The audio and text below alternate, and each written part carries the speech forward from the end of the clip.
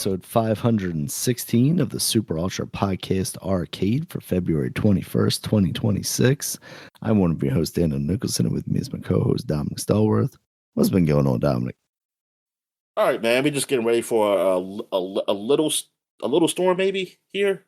Who knows, Dominic? Who knows? It's Snowmageddon, Part 7. We'll see, because I gotta go out to storage because we're finally moving stuff out our storage unit. I finally got it. Finally got everything. Well, my sister finally got everything donated. And luckily we can switch right in the same building. So it's like, we don't have to travel outside, and we can just wheel it all down into the other unit. All right. I hope they ain't putting nobody out for that, though. I hope they ain't putting nobody out there who made their homes right into the snow, Dominic. Yep, they took the hop and rode into the snow.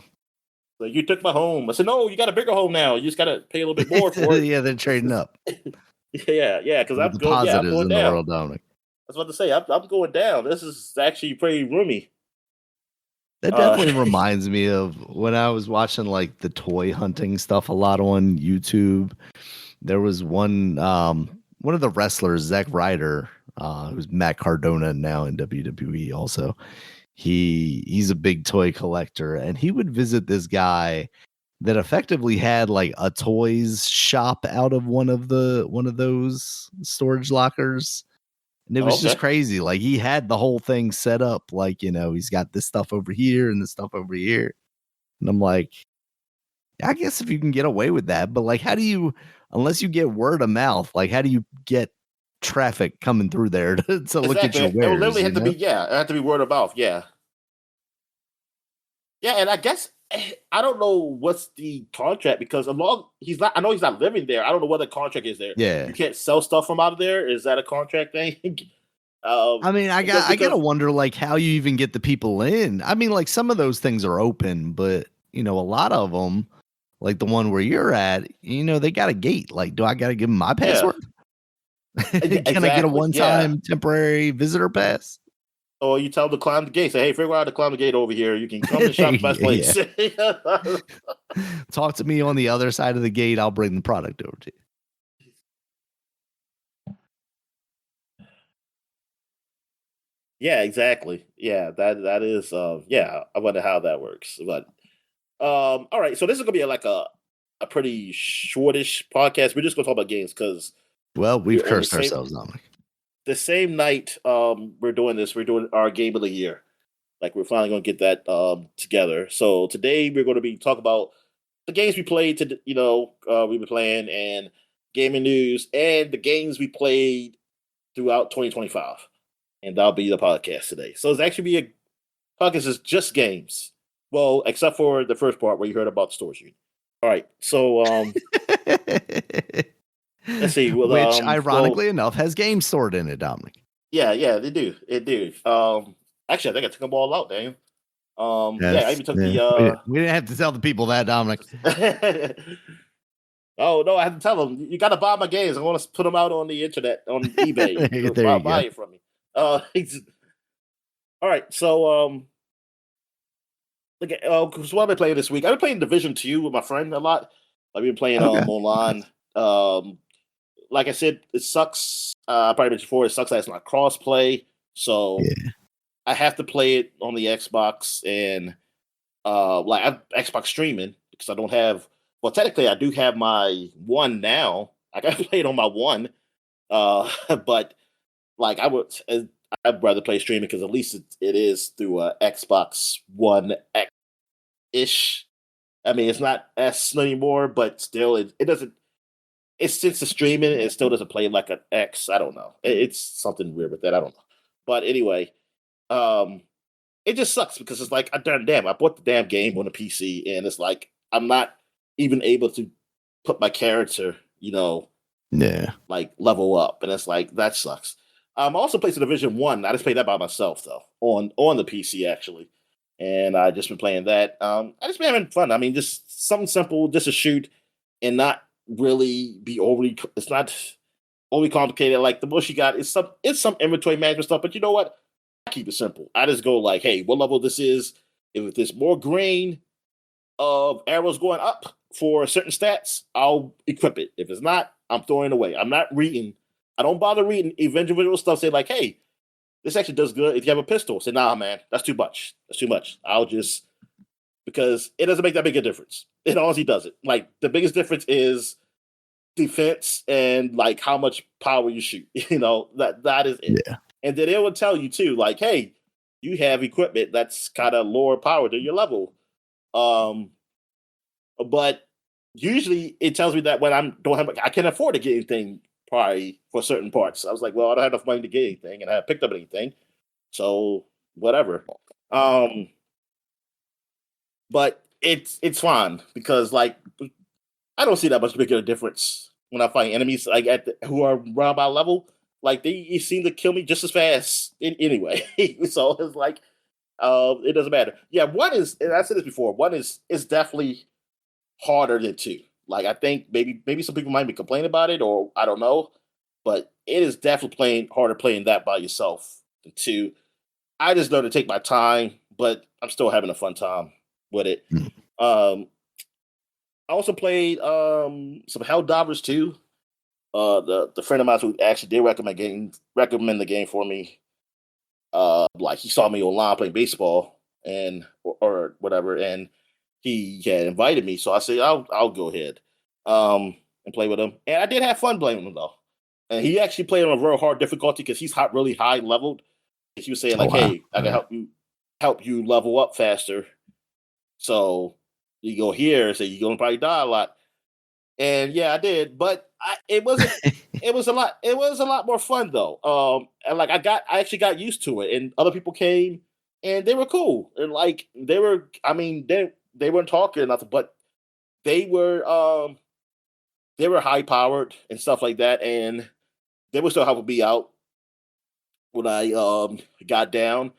And like it was like I figured out really how to like we'll do this one scenario like what we were doing at the time, and like I forget it was at a base, and I had to take out certain things, and like I will follow who was closest to me or whatever, because it all depends when I die, I get revived, and I revive people like sit them down, and then I say okay, I see the appeal now more so than I did before. Like I still prefer it to be a little more arcadey, honestly, but I understand. I understand it.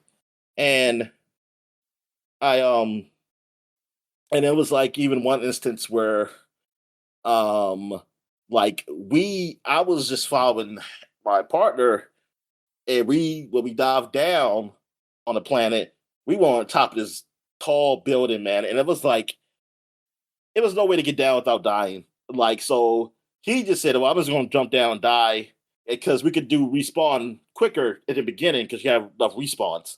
So he said, and he's like, hey, you just stay up a little bit, just shoot from the top. And that's what I was doing. I was just shooting up top, just getting like some kills or like assists.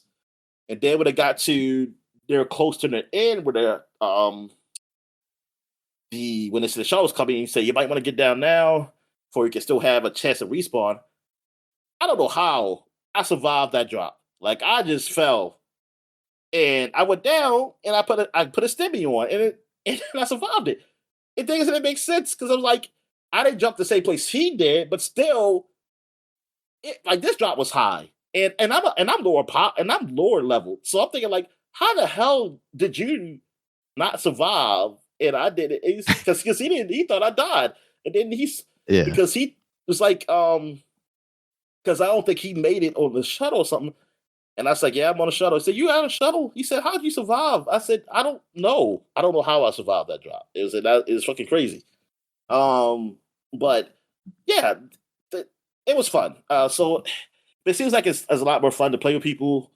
But I still would recommend to my other friend who has an Xbox, because I'm like, I wish there was a demo or something like a free trial weekend or something where you can try it, because I need to see if you will like it, because I don't want to recommend that game because it is a little overcomplicated. It's not as simple a shooter, because we were just talking about how we were kind of mad that there's no Left 4 Dead, like at least like Valve didn't put like a Left 4 Dead remake or something, or let's update. Like I don't even have to do much update, but just do like something. I mean, for these new consoles because that game is still popular. Like, and people still like that game, and people can think about all the games they have. Like, oh, this is for the devs that did Left 4 Dead, and then people will be pissed because it's not like Left 4 Dead. And it's like, dude, people want Left 4 Dead. They want something where you don't have to have like level up weapons and shit. They want shit where you get the weapon. Listen, you start out with these weapons, and then you pick up better weapons while you play the game, and that's it. You don't level. You don't do the level up. You don't have to get the skins and stuff like that. And I mean, you know what? You could put that in there. Like you can put skins in there. Fine. I don't give a fuck.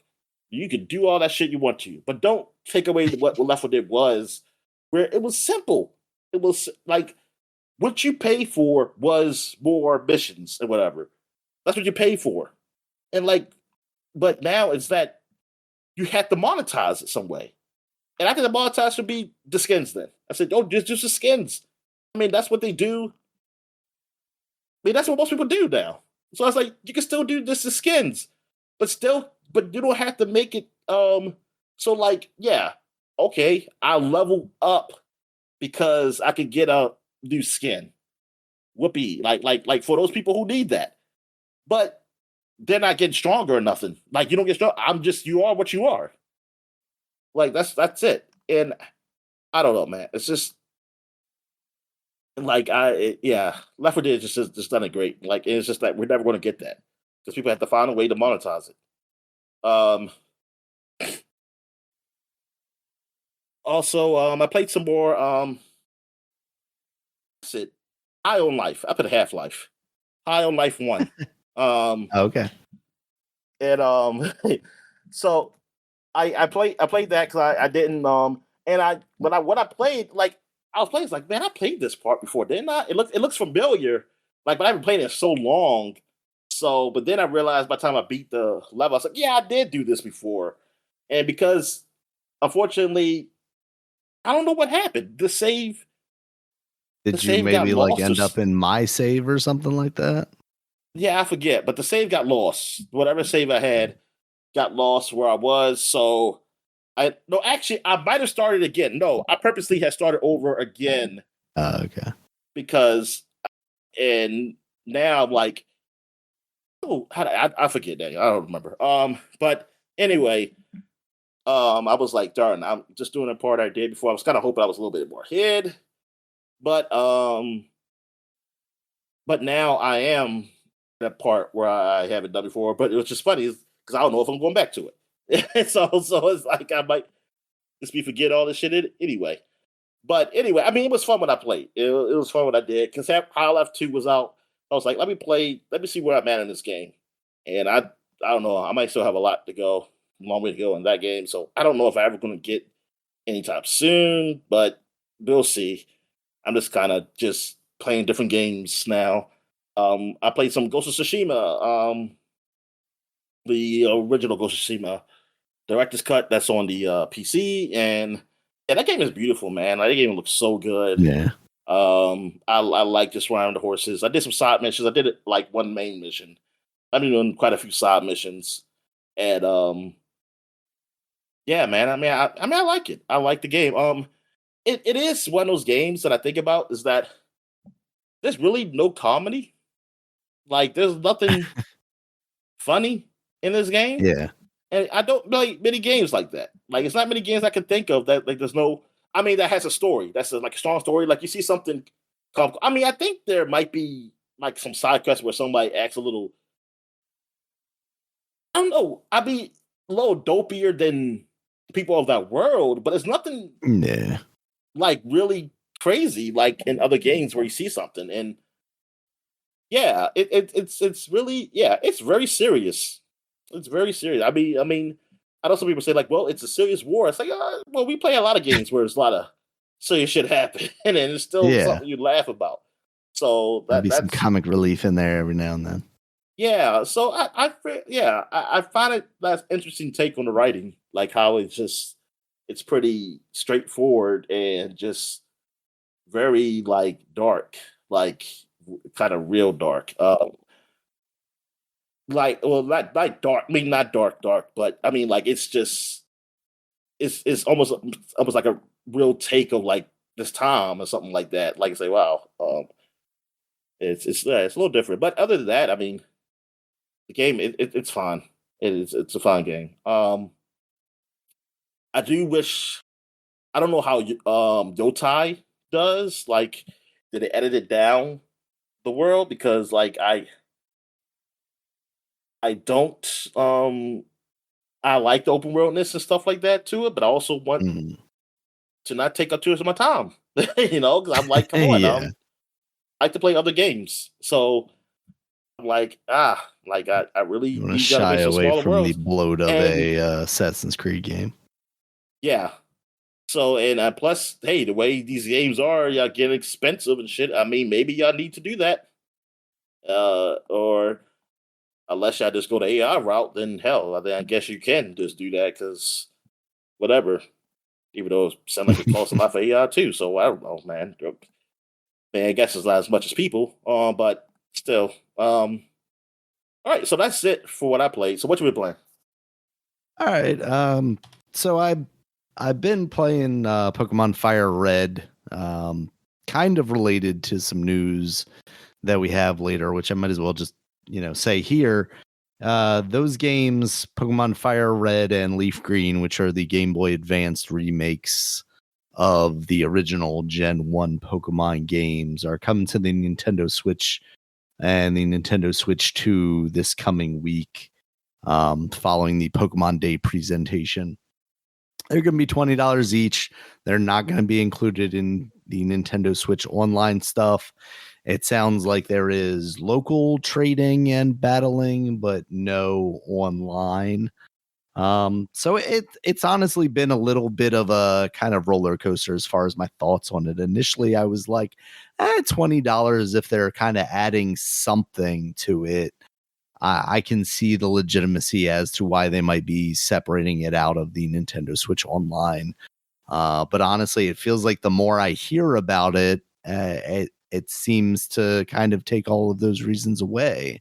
So I'm interested to see if they clarify anything during this Pokemon Day presentation, if anything comes out of it, because as of right now, it's like I was telling you before we were recording, I've kind of had an itch to go back and visit like Pokemon Gen 1, partly because like I haven't really been keeping up with the new stuff. Like I You didn't want to get watch the involved TV in show too? ZA. You have an itch watch TV show too? Um yeah, I'll make sure I'll check my daughter's seizure status with that one Pikachu episode and see if she can handle it. So I'm kind of nostalgia kick again. Like I'm kind of, especially after like last year, I felt like a lot of the stuff that I was excited about playing last year ended up like significantly disappointing me. Metroid Prime, I went very long on that a couple episodes ago. So I'm dipping back into like the nostalgia and trying to just jumpstart my game feelings again. So I'd actually gotten on my phone because I especially once the Apple like emulation stuff opened up, I heard a lot of people talking about like how good of an experience that was. And I was like, a game like Pokemon, there's nothing really active going on. I can do that with the touchscreen. And then I can just like have something on me at all times where I can pull it out and give it a try. So I had downloaded all that stuff previously, but I never actually engaged with it too much. And after seeing this news, I was like, oh, like maybe I'll give that stuff a try. Like I said, I initially was like, oh yeah, $20. Like I don't hate that price, and I'll have it on the Switch. But I don't take my Switch with me anywhere. I mean, really, the only time I'm leaving the house is to go to work. But I'm not going to whip my Switch out on break. It's just not a long enough break for me to feel like I'm engaging with anything if I have to also eat. Self Um, conscious, honestly. That's just why. I kind of yeah. nah, the nerds around me, I don't think, I Oh don't care. yeah. Oh yeah. Um, Well, see, I don't have that. so yeah, so I tried that, and and it wasn't doing it for me. Like the phone screen stuff, even though it's not necessary to have like responsive controls in a Pokemon game, it still was kind of bothering me a little bit. So I dug out the Vita again, Dominic, and I know I've said on this podcast previous to this, but like that thing, as far as like Game Boy Advanced and backwards handheld stuff, and I've actually seen some DS emulation stuff on that, but I'm not really interested in that just because it doesn't have the two screens, and I'm not really interested in that whole like swapping the screen size thing. And then like Super Nintendo and back, it's perfect for that stuff. It's got all the buttons that you need for those consoles. It's got I think it might be the best use of an OLED screen I've seen ever. Like it's the most impressive to me. Like my phones have had on and off now have had OLED screens, and I don't know, I guess it's just not really the content that I'm, using them for just never really takes advantage of that. So it never like kind of shocks me. And like the TVs that I got, like none of them are OLED. So, I've never had like the blow my mind experience that you like sometimes go in the store and see the tech demo of outside of the Vita. And just like the colors on this game just pop so much. It looks great. It ergonomically, it feels like an evolution of the original Game Boy Advance in the horizontal position. And it's small enough that it is something that like I might just bring with me. And if anything, I'd probably just keep it in my desk and then, play it there. There was a while there when I got that Zelda Game and Watch thing where I just did that because it's small enough I can bring it out, play a little bit, and stop where I'm at. That's the best thing about the Vita is just like the Switch. You hit that power button, it goes to sleep. You don't have to worry about what it's doing. It's not going to kill your game in the background. As long as it's got a charge, it'll be running. So yeah, I'm kind of now back in the like, oh, if I want to play any Game Boy Advance game, I'm just gonna, go back to that. I really would like to do the USB-C mod on the Vita because it's got that super proprietary port. And I've been looking into doing that. I don't know if my soldering skills are quite up to the level of being able to do that. I've seen a lot of people say like a mod for what? To add a USB-C port instead of the proprietary cable that they use. Yeah.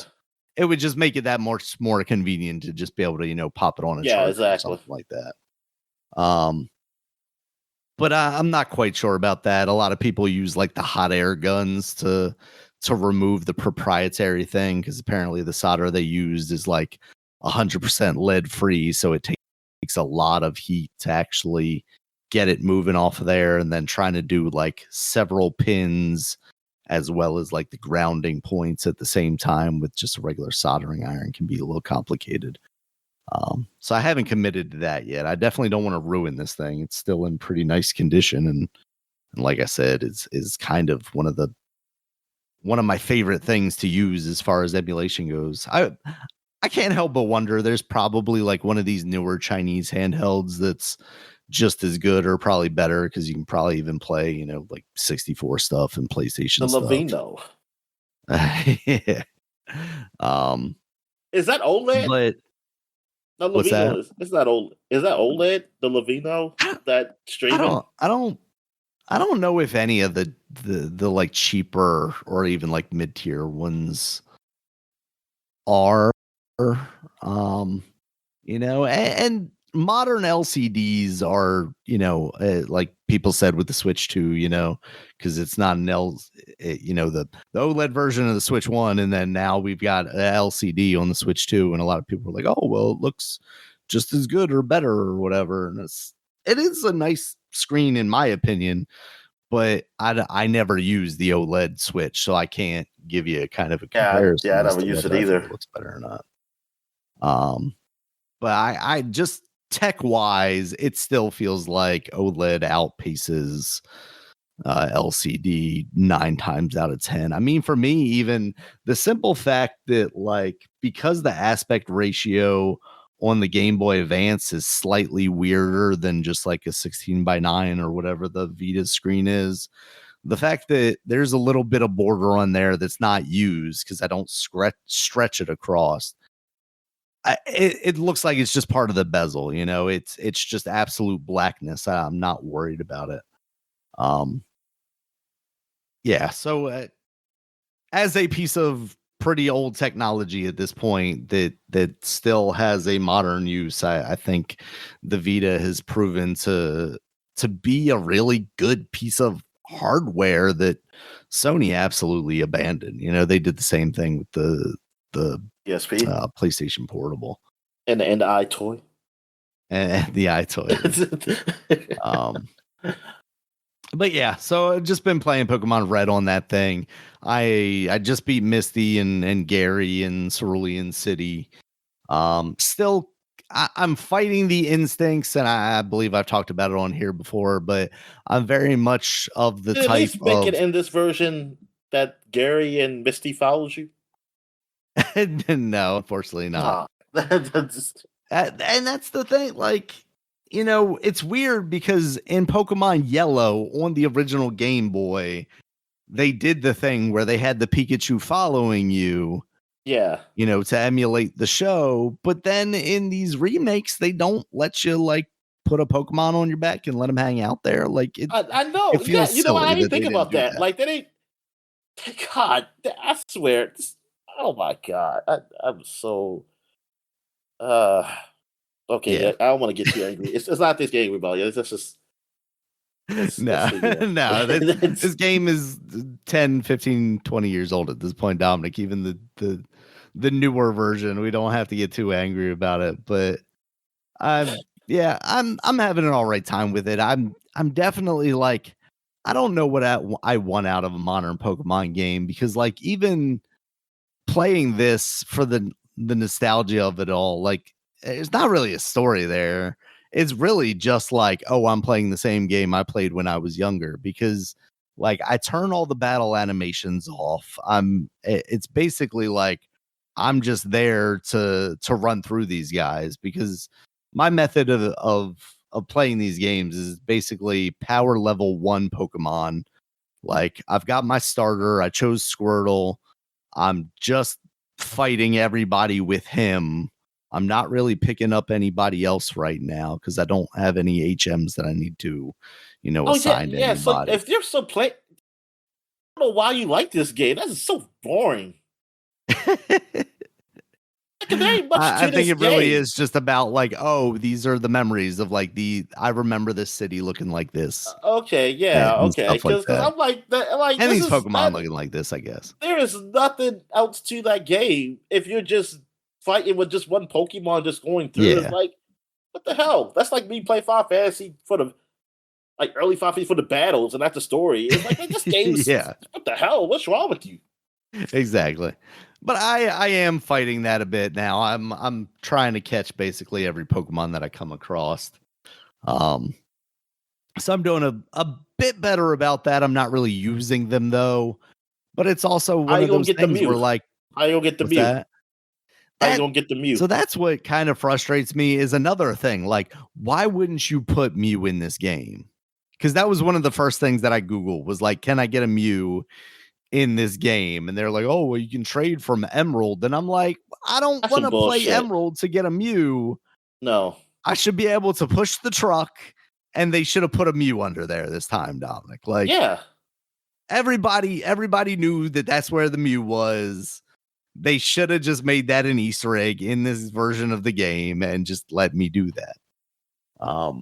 I don't know, because like the emulator that I'm using on the Vita is MGBA, and I'm trying to see like, because like I haven't modified this thing for like 4 or 5 years, I think, at this point, and the sound is kind of crappy. That's the only problem. And I'm thinking like if I use a newer version of it, then that might have been fixed. Not that I really worry too much about the sound of stuff. I usually play things very low volume or not at all. So that's whatever. But I am wondering if there's like a version of that emulator that has like Game Shark stuff built in or something like that, where I can modify that and give me some U action or something like that. Because I assume I can't do a missing no hack on this new version. They probably took that stuff out of there. So I gotta find a way, Dominic. I gotta find a way. It's so crazy because I don't know if it's just like me falling down the Pokemon hole, but like a little bit ago I was looking at the Pokemon stuff again and like Gen 1 stuff. And people were talking about how like you can get a Mew kind of legitimately without using like a Game Shark or anything like that. But you are basically breaking the code of the game if you do this like very specific sequence of events and like line up all these trainers in the way you need and like activate them in the right time.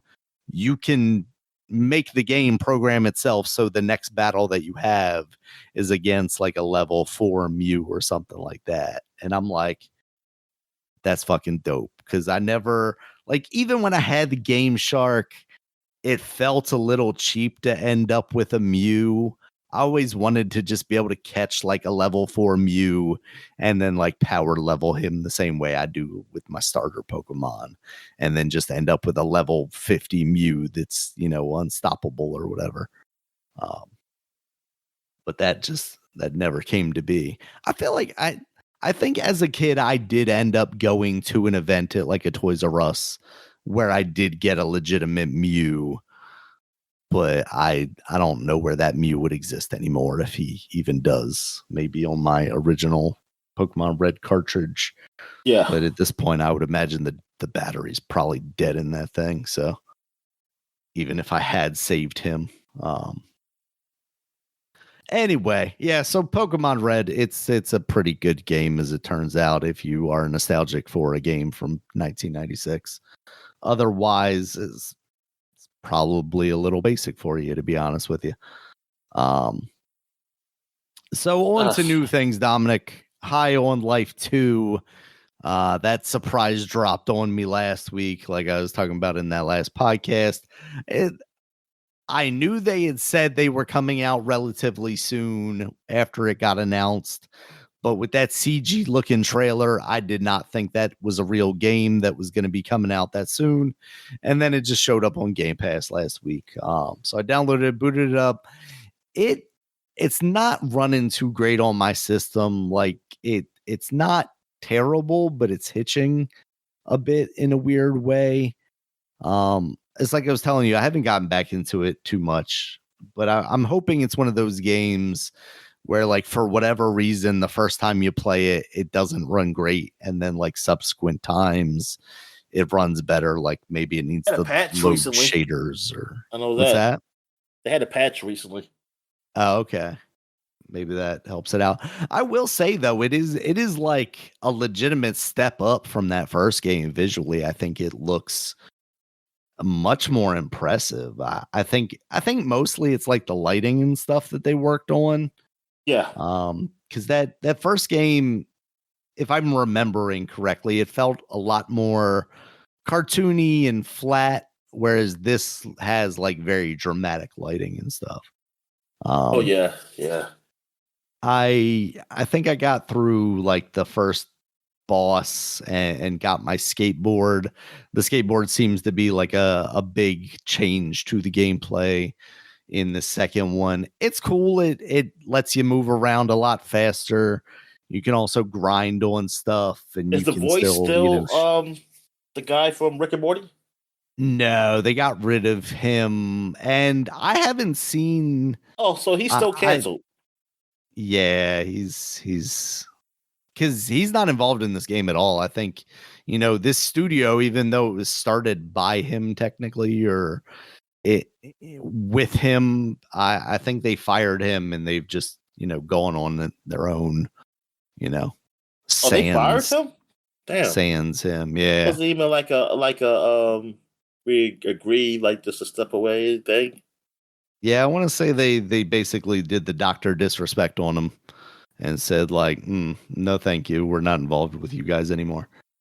Yeah, so I haven't actually seen that blue gun. You have at the beginning, you have 3 weapons sorry? from the Did first he say I'm game. sorry?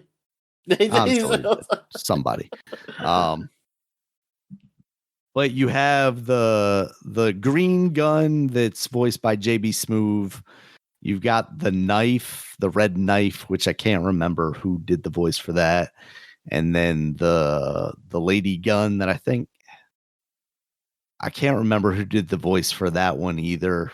But I want to say, like, is it kind of like Needlery? It's the one that has like the time control side power. And those are like the 3 that you start out with and are talking to. Your sister is now like some sort of super space protester or something like that. Slash, is she a bounty hunter? I don't think she's a bounty hunter. But she's like a space pirate now or something like that.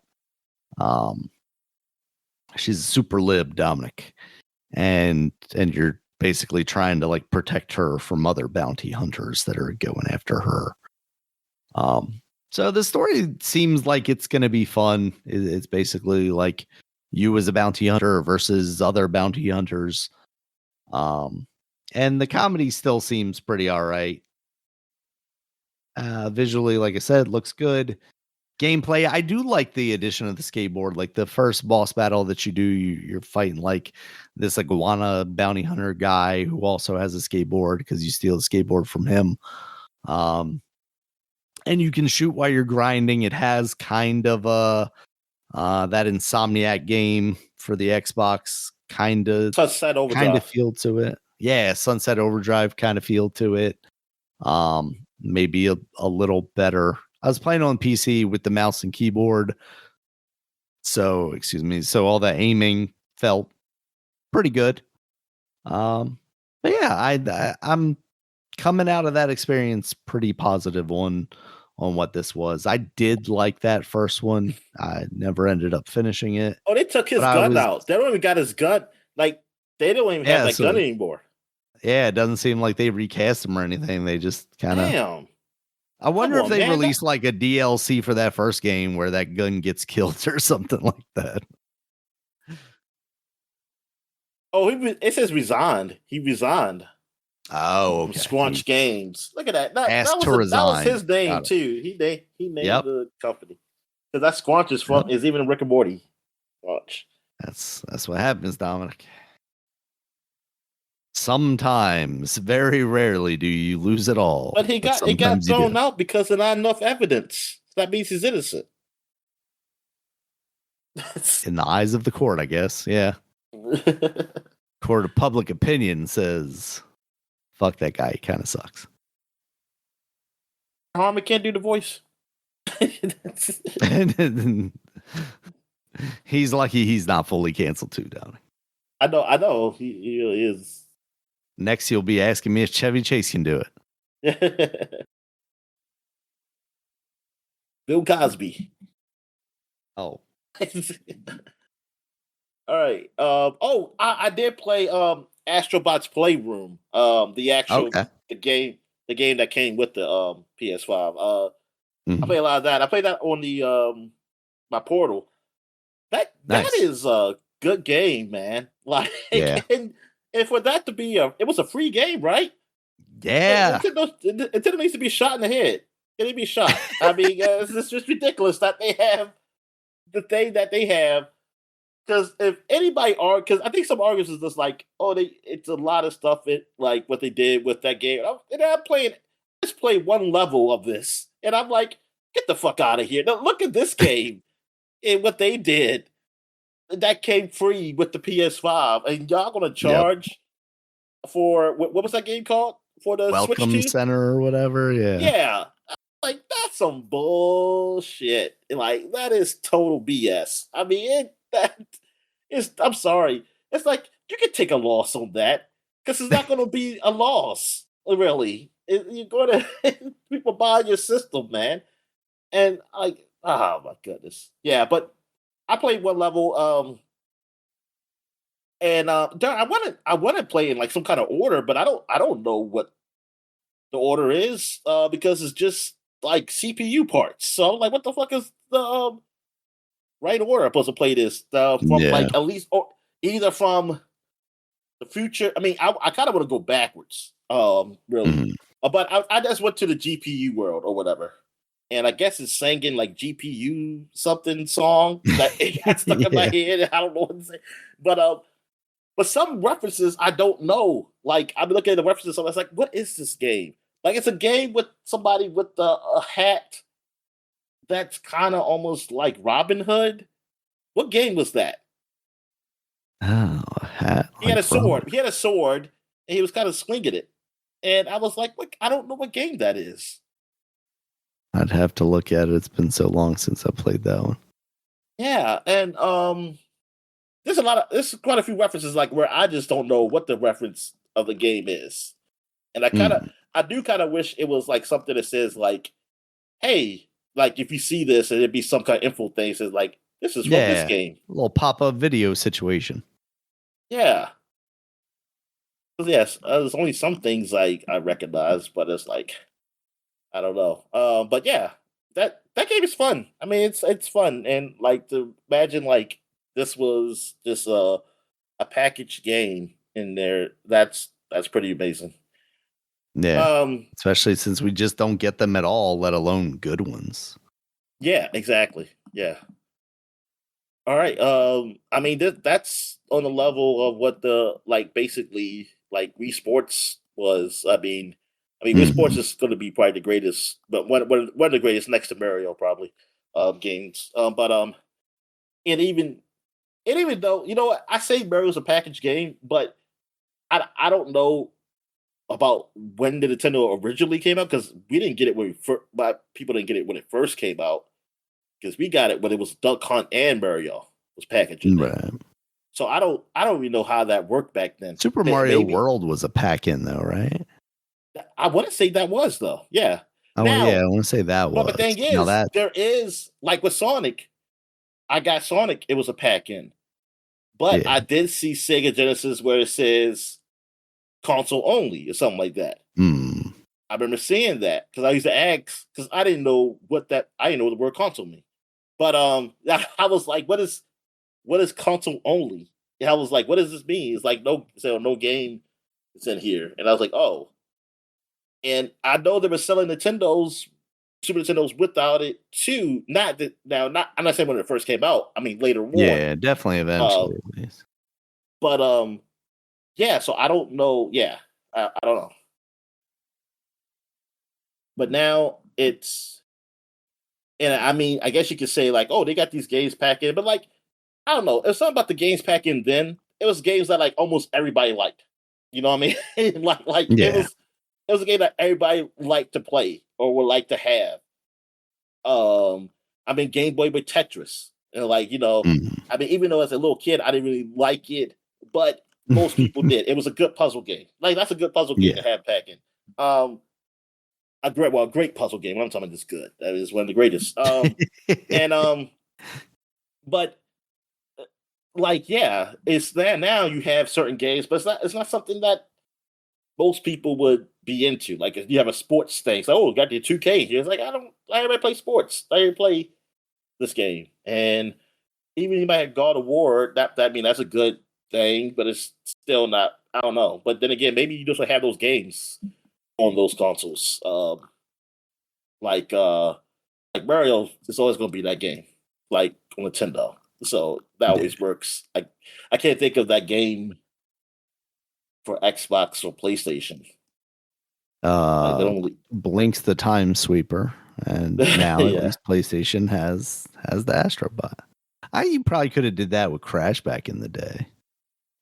Yeah, you probably could have. Um all right. So I guess we'll take a real quick break. When we get back, we get to the gaming news. All right. And we're back. So let's get to the gaming news.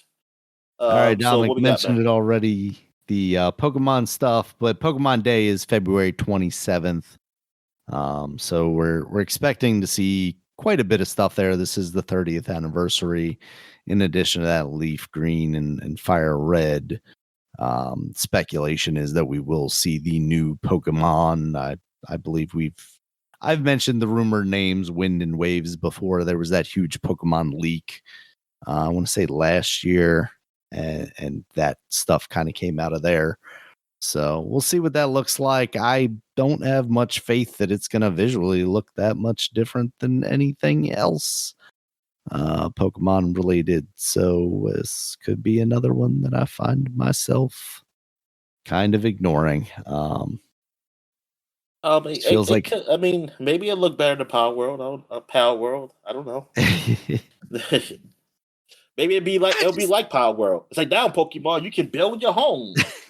Exactly. Well, they've already got that, Dominic, in a different version. They've got that's right. Pokopia. Yeah, whatever. I said Pokopia. Which that comes out in like 2 weeks, I think, and that's been getting some pretty positive reception. I'm more interested in that than I have been in really kind of anything else, because it's got the Minecraft, Dragon Quest builders. I think actually the developers behind it, a lot of them worked on Dragon Quest builders, and I like the demo of that. Yeah, but I'll just get that version. I'll get Dragon Quest builders, or some, because you can find that on sale, or some other like farming game that's really good, like Viva Pinata, Dominic. Or, just go back to Stardew Valley, Dominic. That's what to say. Stardew Valley. I'll continue playing that. Yeah. Because I didn't think about it. Like I was starting to get interested in it, and then it's like, oh yeah, that's going to be $70. I don't know if I'm $70 interested in that game. Oh shit, $70. Yeah, that's right. Yep. Welcome to the new world where everything's $70, and also it's a Nintendo game, so it's never going on sale. Oh my god! I will be talking about this game 10 years from now. Like competitive with Nintendo, they could have done something to make them drop their prices. God damn. They've that's the problem. That's another one of the biggest problems. This is where I'm rooting for China to do something like that. It's like, here you go, China, do it. They can't do anything. China's going to create their own game console. Yep, and they're going to be like Nintendo Light Games up there. Going to be Spanish. Just put Nintendo games on there. China don't care. Whatever. Like, what's the Spanish Mario name would be? What would that name be? But it's just the Spanish version of Mario. Mario. Still Mario. I don't know. Like now I'm trying to like, is Mario, could Mario be, or is that just Italian? Because I was like Luigi. I think about Maria. Like, Maria. There you go. Yeah, let's it'll just be a woman. Maria. Yeah. Maria the plumber. Mario and Maria.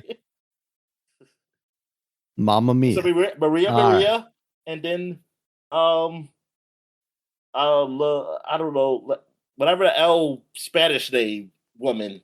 Maria, that'll be her. Yeah, that'll be Luisa or Luisa Maria, I guess, right? Yeah, following the trend of All right, Dominic. So now that we got that stuff out of the way, we're getting that's into what it is, Martin. That's what Google told me. Okay. Trusting the AI now, huh? All right, Dominic. Next up, we're going to kind of touch all the bases. We just finished up with Nintendo. Now we're going to move into Sony here, who has chosen to close Bluepoint, Dominic, the studio that created the Demon Souls remake for the PS5 and has been doing a lot of their port work to the PC and kind of helping out where they can in other stuff. You know, they also helped out on Ragnarok and stuff like that. They picked these guys up, I want to say in like 2019, 2020, somewhere in there. Wow. So it wasn't even that long ago. Close them down. No, it really wasn't. Like, what was their intention for this studio if they are now closing it down? Like, yeah, well, I was watching your boy I finally I say your boy, say Kyle Bozeman. You're the one that started watching him. Yeah, I watched his video too. Yeah. Like what? Yeah, what is the point of like? Yeah, what are their expectations? What were the expectations from this group? Their expectations were to make a successful God of War live action game, Dominic. How dare them? How dare them fail at making a live action game for Sony? They should be punished for it. You mean like live action? Yeah, it'll be online live. I'm literally thinking like a movie, like real people or something. I was like, yeah. Sorry, live service game, not live action. Yeah, live service. Yeah. They were supposed to make like real people you control, Daniel. It's like Mortal Kombat. They were gonna mocap everybody, but yeah, live service. Yeah, I guess them not doing well in live service, like, well, we wasted this money on y'all. Y'all didn't deliver, man. So get out of here. So get out. Pretty much. We need our live service game. Well, none of them have worked. What are y'all doing? We gotta hope this Horizon one does it. Yeah, exactly. I mean, the Horizon one, I'm not reaching anything bad for it. It seems all right, but it's just. It was in 2021, Dominic, that they bought them. It has been 5 years. Yeah, because they've been working officially with them, like they weren't part of their. Yeah, like we just been working with them. But yeah, that's disappointing, and I hope it's something. See, I wish it was something like Bluepoint. Yes, it is closes. I wish it was something like Sony did the partnership is done or something. I wish it was something like that where they could just still let them spin themselves back out, like we've seen effectively only with one studio now.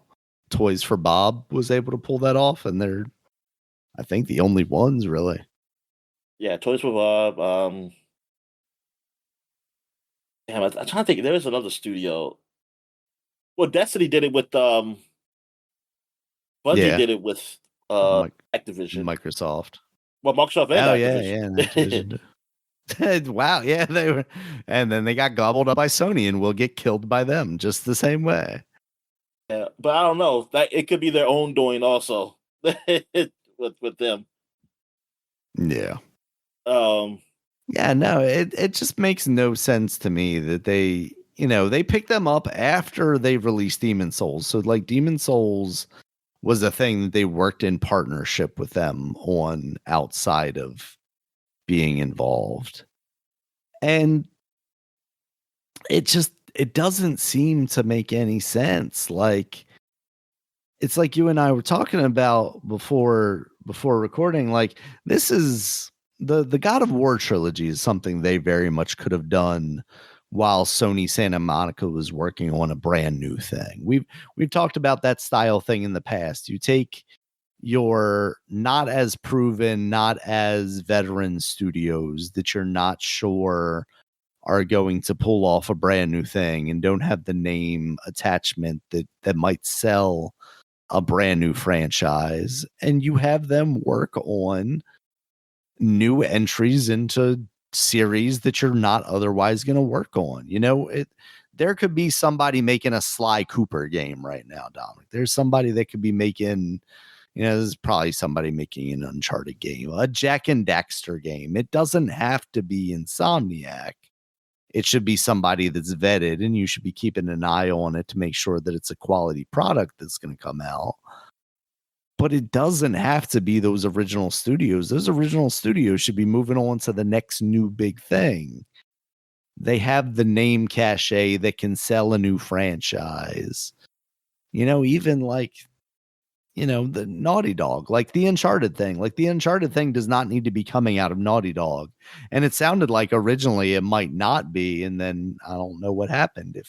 If the studio that was working on it just proved to not be doing a good job, or Naughty Dog decided, the higher ups there decided, oh no, we want to be involved in this a little too much, or what. But it really feels like this could be a little more cylindrical. Like there can be cycles here where like maybe Insomniac does come back to Ratchet and Clank eventually, but we in the time that's happened, if you want it to be almost a yearly franchise, like these guys over here have been working on the past two, and now that Insomniac's gotten the newest whatever, coming out, now they're circling back, especially now, they've got Spider-Man, they've got Wolverine, they've got potentially, if those leaks are accurate, X-Men games on the docket. Like, we're not going to see a Ratchet and Clank game for a while, but you could have that worked on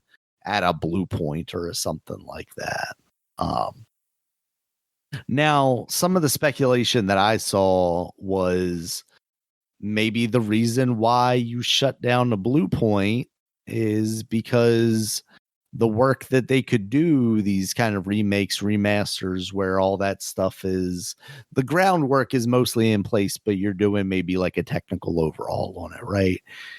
That can be done cheaper elsewhere. This is an American studio. This was in Austin, Texas.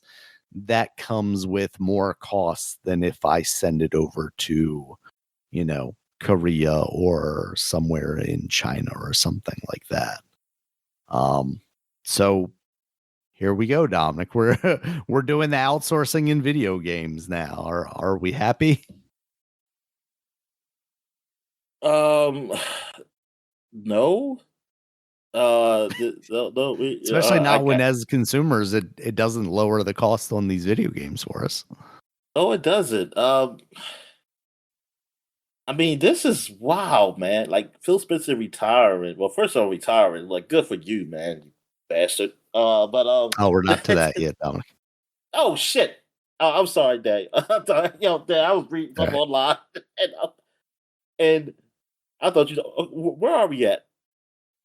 Just finishing up with the Sony Bluepoint stuff. Yeah, just saying, basically, repeat everything you just said.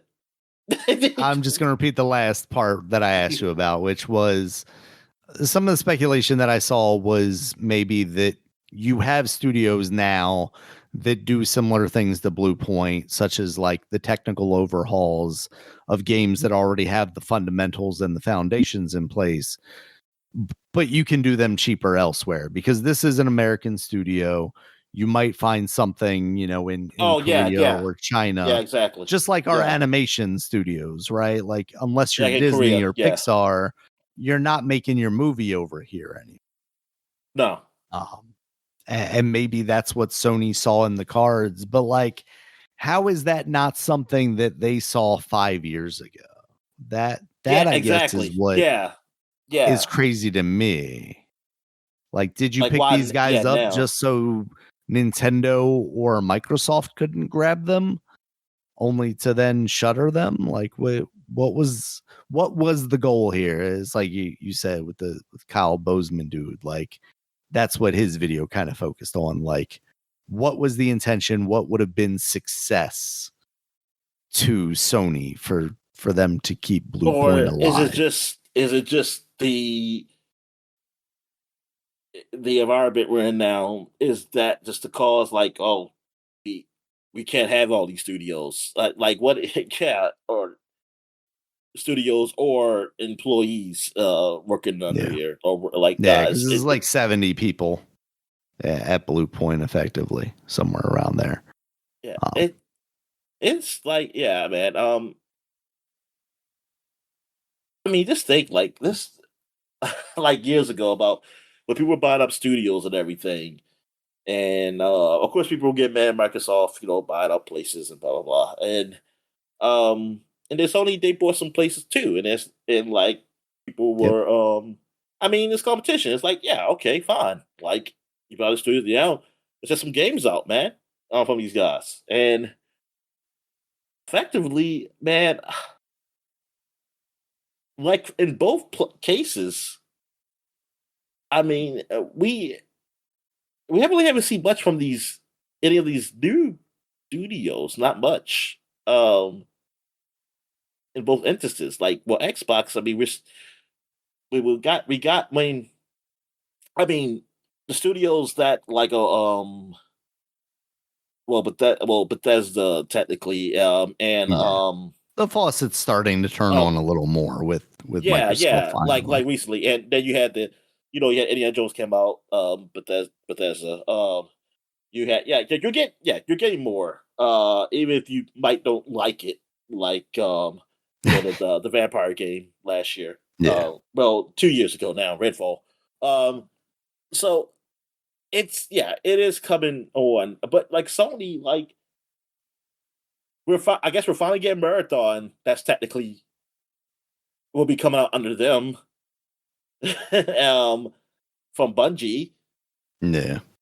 I, but yeah, I'm not seeing anything. I mean, I know, like, even like by the time like the boy Bluepoint, and I'm not saying Bluepoint usually does, the remastered or kind of remastering of games and stuff, or remake, whatever you want to call it. But still, like, what have they? They haven't done. Wait, I guess they've been working on this multiplayer game because Yeah. they haven't even done anything significant under them since they got them in 2021. Like, No, what was the not when you biggest? look at Demon Souls having come out before that. Yeah. I think what game? Yeah, what game has come out after 2021 that was big for Bluepoint? They supported on Ragnarok, and that's been it. Oh man, that So they use them as a means to an end, and that's about it. It sounds like.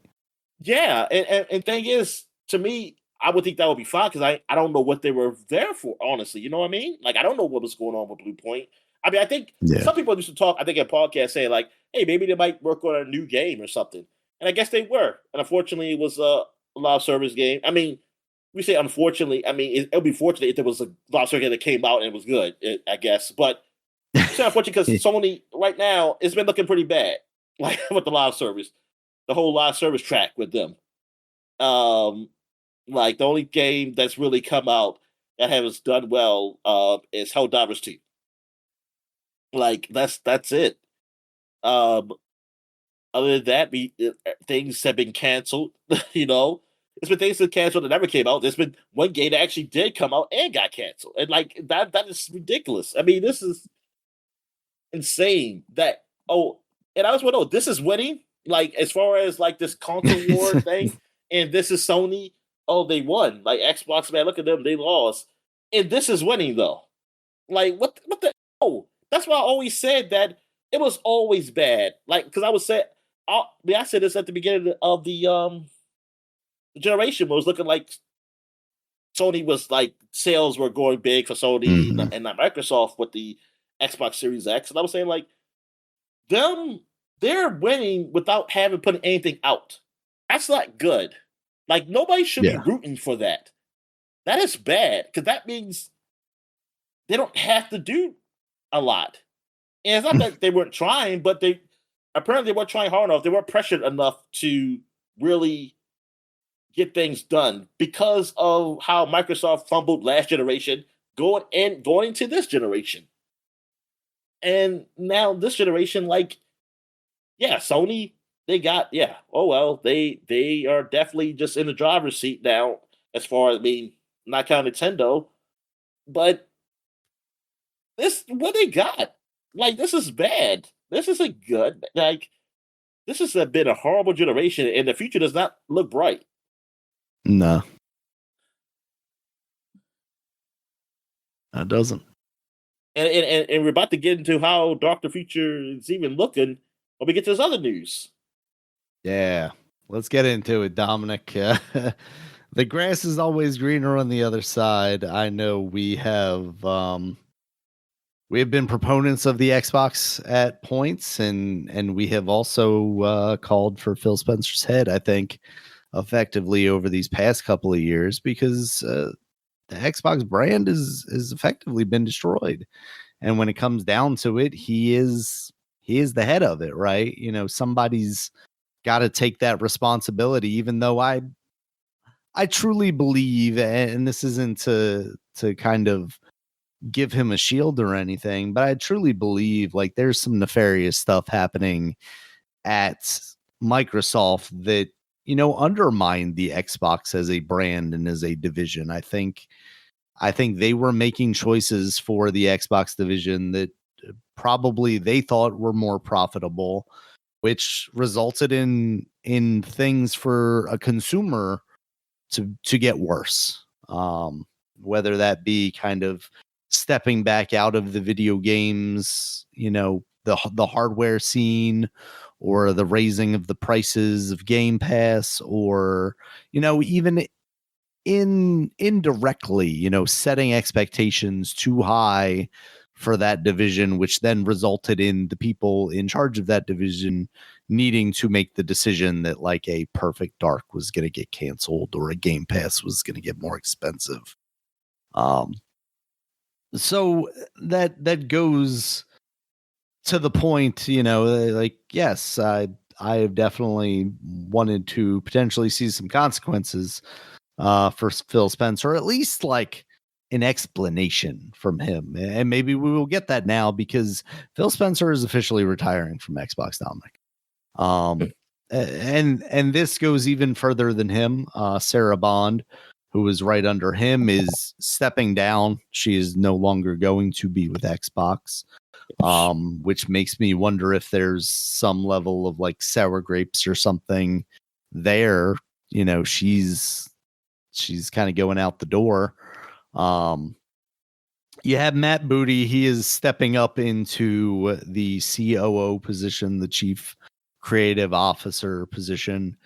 And Asha Sharma, who is formerly the head of CoreAI at Microsoft, she is going to be taking up the CEO position at Microsoft Gaming. CoreAI, yeah. CoreAI.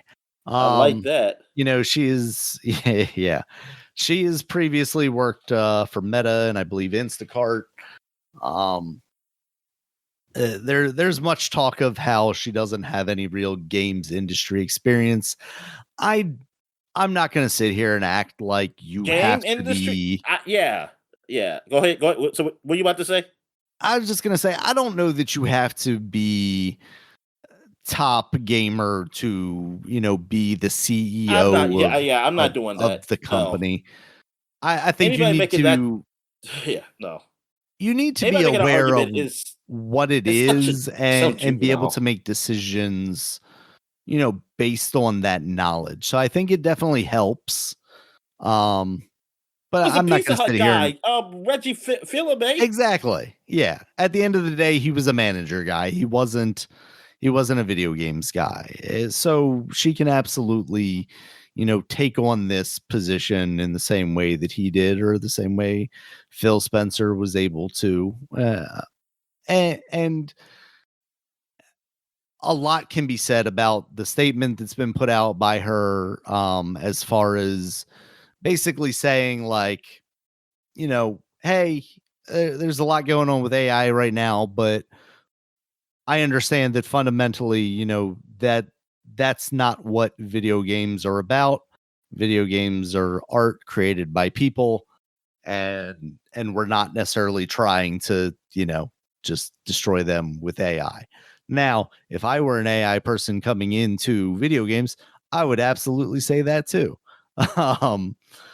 So we'll see. I mean, the proof is going to be in the pudding here.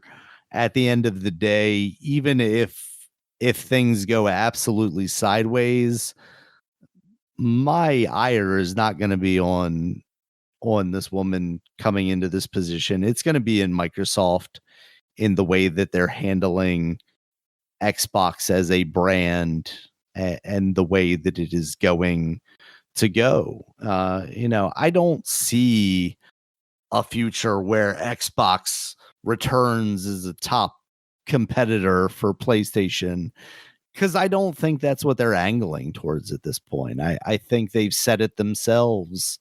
They are one of the biggest video game publishers now, and they realize that they can make money selling games on a Sony platform. They can make money selling on a Nintendo platform. They don't have to sink themselves into debt to put out hardware.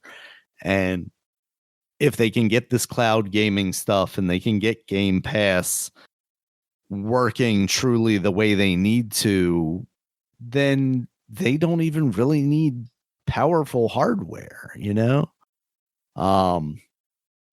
So it's going to be interesting. So I think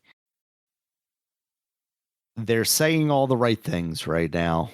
I don't know that they're doing all the right things, but they're saying all the right things. Promoting Matt Booty, obviously, he's been there for a very long time. I think, if anything, having him as your number 2, if you don't have industry experience with video games, surrounding yourself by those people is a smart move. So this isn't completely a burned bridge.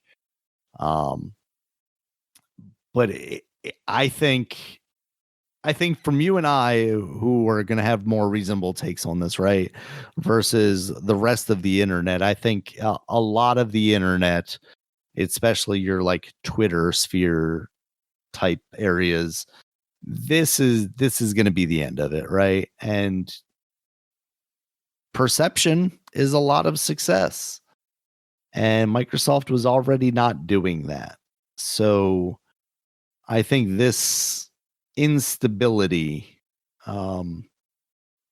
is not necessarily positive for her, or not for her, for the company, for the brand, the Xbox brand, and is definitely going to put her in a rough place to start out with. I mean, shit, you saw what happened with Nintendo and like people's opinion of the new CEO there after Doug Bowser left, like.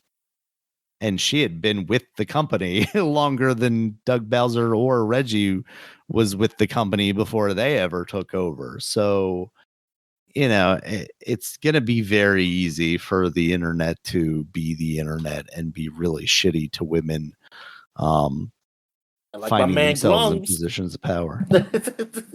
Yeah, I'm sure he's already fucking having a heart attack about this shit. But the nice thing is we don't have to care about his opinion. For me, it's really just Phil Spencer's out there, doing the whole like handshake and kissing the babies thing. He's playing the game. I'm really wondering what happened with Sarah Bond. Like, how was it? Was it that Microsoft saw her as too close to the executive team that was not doing well, so she had to go too? Was it that they didn't think that she was going to play the ball that they wanted, which is maybe this AI bullshit, and they wanted to bring in someone that is more well-versed in that area, and because she was stepped over, she decided she was done with it? I think there's going to be some interesting,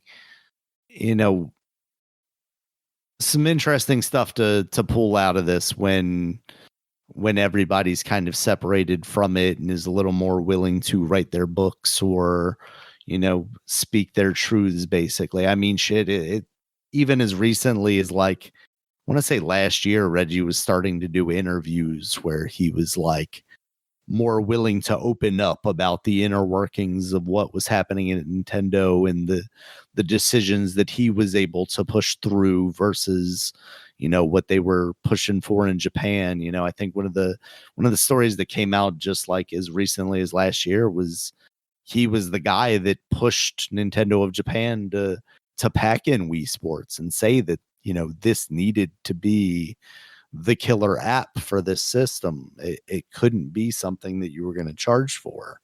And that obviously proved out, in hindsight, to be the right choice. And you would think they would take that and learn from it, but not clearly with the Welcome Center. So, yeah, I'm conflicted because, like I said at the beginning of this, like Phil Spencer was a guy in charge of a brand that I think was headed in a wrong direction. But I don't know what you do. I don't know if he could pull them out of the tailspin or if he even had the ability to, because of what his bosses might be telling him. At the end of the day, it always felt like he was a relatively genuine guy when he was doing interviews and when he was talking about his passion for video games. But that can all be a put on, and that also doesn't make you a good manager. You can you can be excited about video games and still have pretty poor business acumen. So we shall see, I guess. What are your feelings, Dominic? Yeah, the feelings is that I have no idea what's going to happen.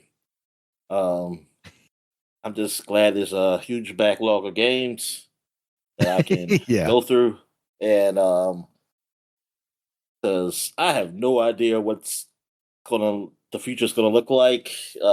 It's I mean the direction like but yeah, nothing against the new CEO or anything. I have no the direction was already going in a weird place anyway. It's just I don't know because the decisions that's being made now, like, and this is everywhere. Like how everything is very much anti-consumer now, and there's really not a lot of pushback from us because there's enough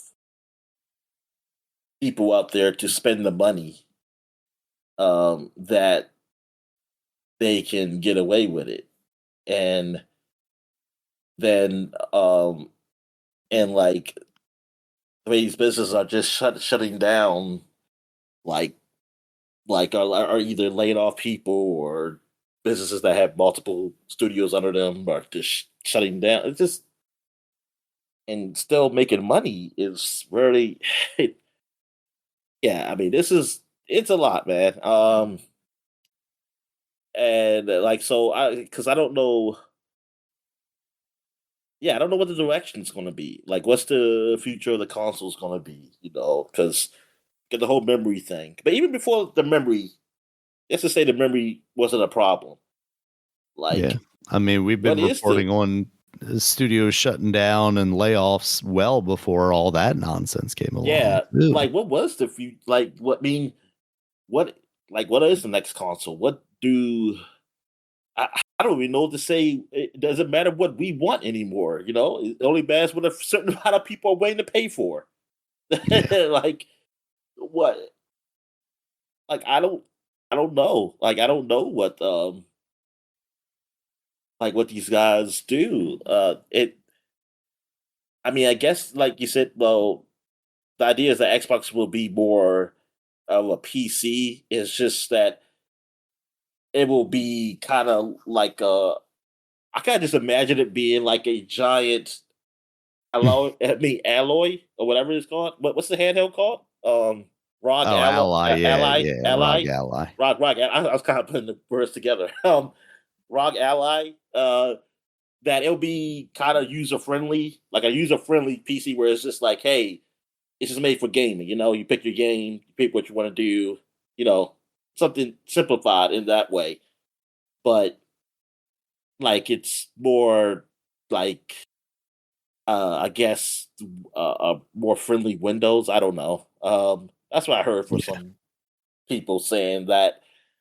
I don't know what PlayStation would do. But yeah, I mean, I'm curious. Like I want to see what the future because I mean, I'll be here unless something happens. But um, but like I said, it doesn't look like it's something I'm gonna be happy with. That's the thing. I just feel like I'm not gonna get. That's what I'm really looking to feel like. This is it. Like I'm pretty much going to be stuck in this time with this technology, and I'm just going to be playing.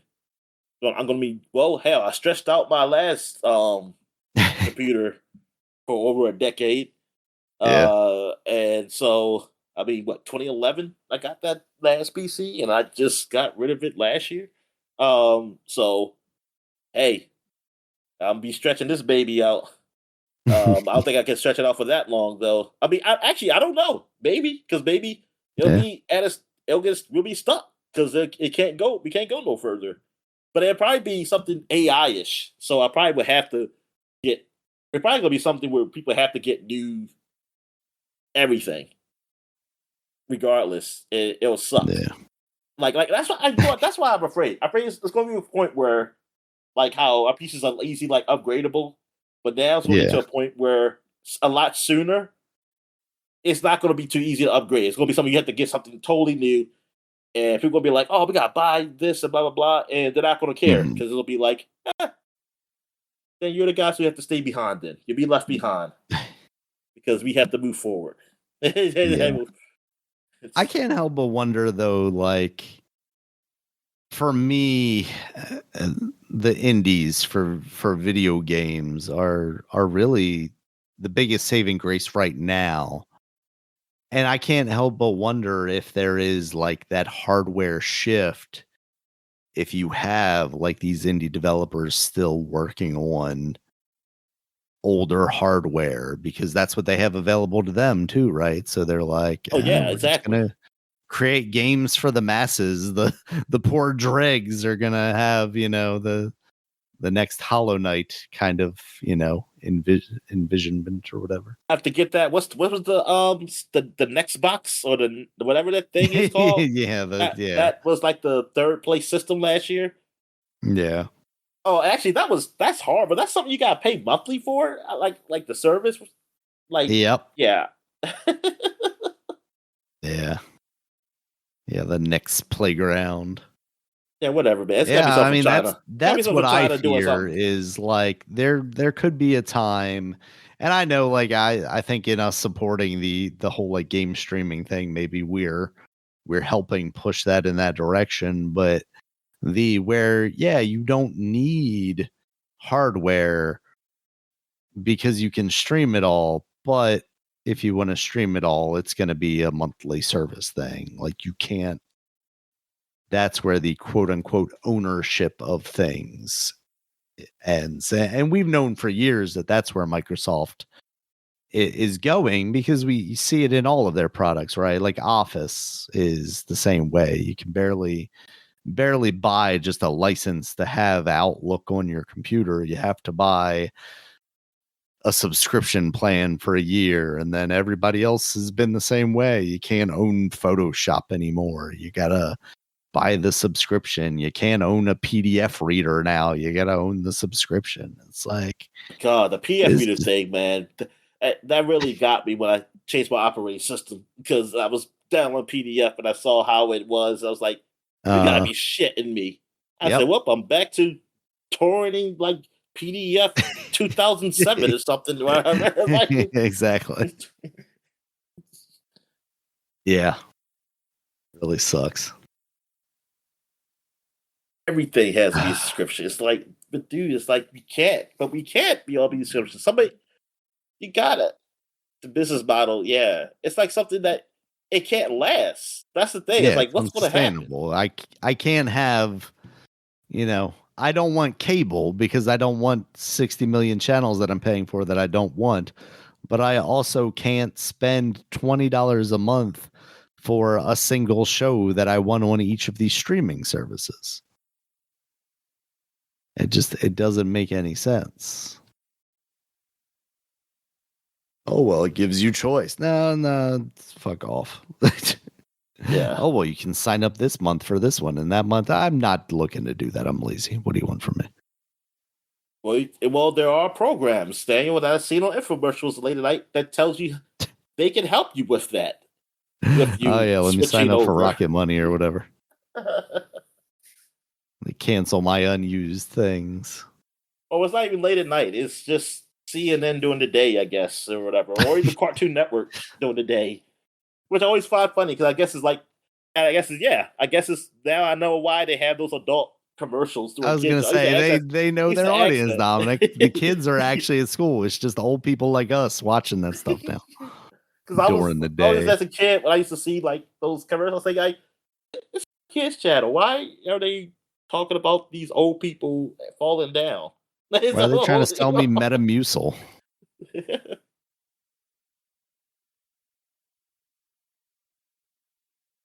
I used to think that music was like Tang. It was just Tang, basically. I say that's Tang for old people. Yep, keeping them regular, Dominic. All right. So yeah, that's it for the news, man. So we can get right to new releases. Yep, new releases this week, Dominic. Star Trek Voyager Across the Unknown. That's out on PC PS4, PS5, Xbox Series X and S. You said people were talking pretty positive about this. I don't know that I know anything about this game. Yeah, it's a strategy game of like, but it's set into the universe of Star Trek Voyager. So if you Star Trek Voyager is a Star Trek series that came out late 90s, early 2000s, and where that they got sucked into a wormhole like so far away from like in another part of the galaxy that's just so far away from where the part of the galaxy that we usually are at. Um, so but they had a warp drive. That's the thing. The warp drive, or like even at warp 9 or whatever it is they can go up to. It can't even going that fast won't get them home until like so many years. I know this was Star Trek fans who are just angry because I'm not giving really great specifics on this. But anyway, like it would just take forever. It would take forever to get home. So that's kind of how the series is. So now you're kind of managing this in the game, and I think you're gonna and some things are gonna change, like from what the show does. It's like now you can make decisions. That's what it said. You make decisions that in the show that did happen or didn't happen. So that is I thought that was pretty cool. That's like wow, yeah, because like a game where it's kind of like you imagine the ship and how people doing and everything while you're trying to survive, traveling back to Earth, basically. Traveling back home. But yeah, it's the series. I used to like reading the series. I just recently watched it because like after COVID, I was watching like a lot of Star Trek, and that was good. That was a good series. I like that. Like Captain Janeway, man, she was a great captain. I like the Black Vulcan. But I think my favorite guy on the ship was probably the pilot. And like now, as far as characters, like that, the series was good. I think overall, though, I still find the characters on Next Generation and Deep Space Nine better overall. But that series was pretty good because I know my dad.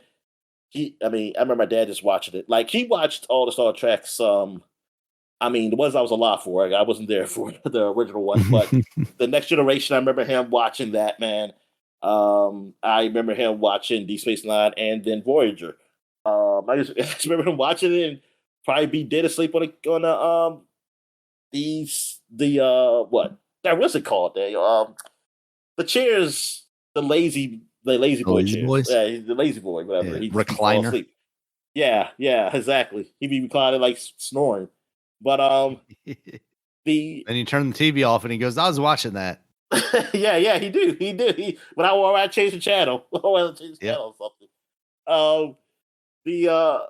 But he didn't like the Enterprise. And a lot of people didn't like Enterprise. And that didn't last as long as those. Because I forget, they last for like 7 seasons. Like they last for some long seasons. Like Voyager and that they lasted the full like a lifespan of a normal show. Like of a good show that lifespan. For Enterprise, man, I think that so a lot of people probably say like Voyager is probably the end really of Star Trek, like as far as like good Star Trek. But yeah, it isn't for the internet, so you had nobody complaining like, "Oh, it's a woman captain." They were sitting in bars complaining about that, Dominic. Yeah. So how different?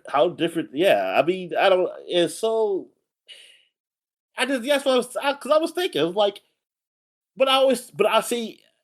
It's a lot of with that because I always think about that when the women like some years ago when they were complaining about like not being leads because I was like, man, I remember some of my favorite shows. I mean, I used to like Xena and stuff like that. And I remember that people used to like Xena. I think that was actually more popular than Hercules. Honestly, it was like everybody as it should have been. Yeah. I remember like just watching that with my dad because he would say that and like I watched both of them, but yeah, I always liked Xena. So it wasn't just because like attractiveness or anything. I did like I wasn't so much her for me. It was her Her friend. sidekick. Yeah, yeah, Yeah. it was her sidekick. but but still, it wasn't even that. It's just I don't know. It just felt I just liked it better. I don't know. It was just something about it. Um, but yeah. Well, anyway. All right. So yeah, that's Star Trek Voyager. Oh yeah. Okay. What Yeah. else we got The here? game looks nerdy. Nerdy as hell. Oh, well, that's yeah. So it actually, yeah, it fits it.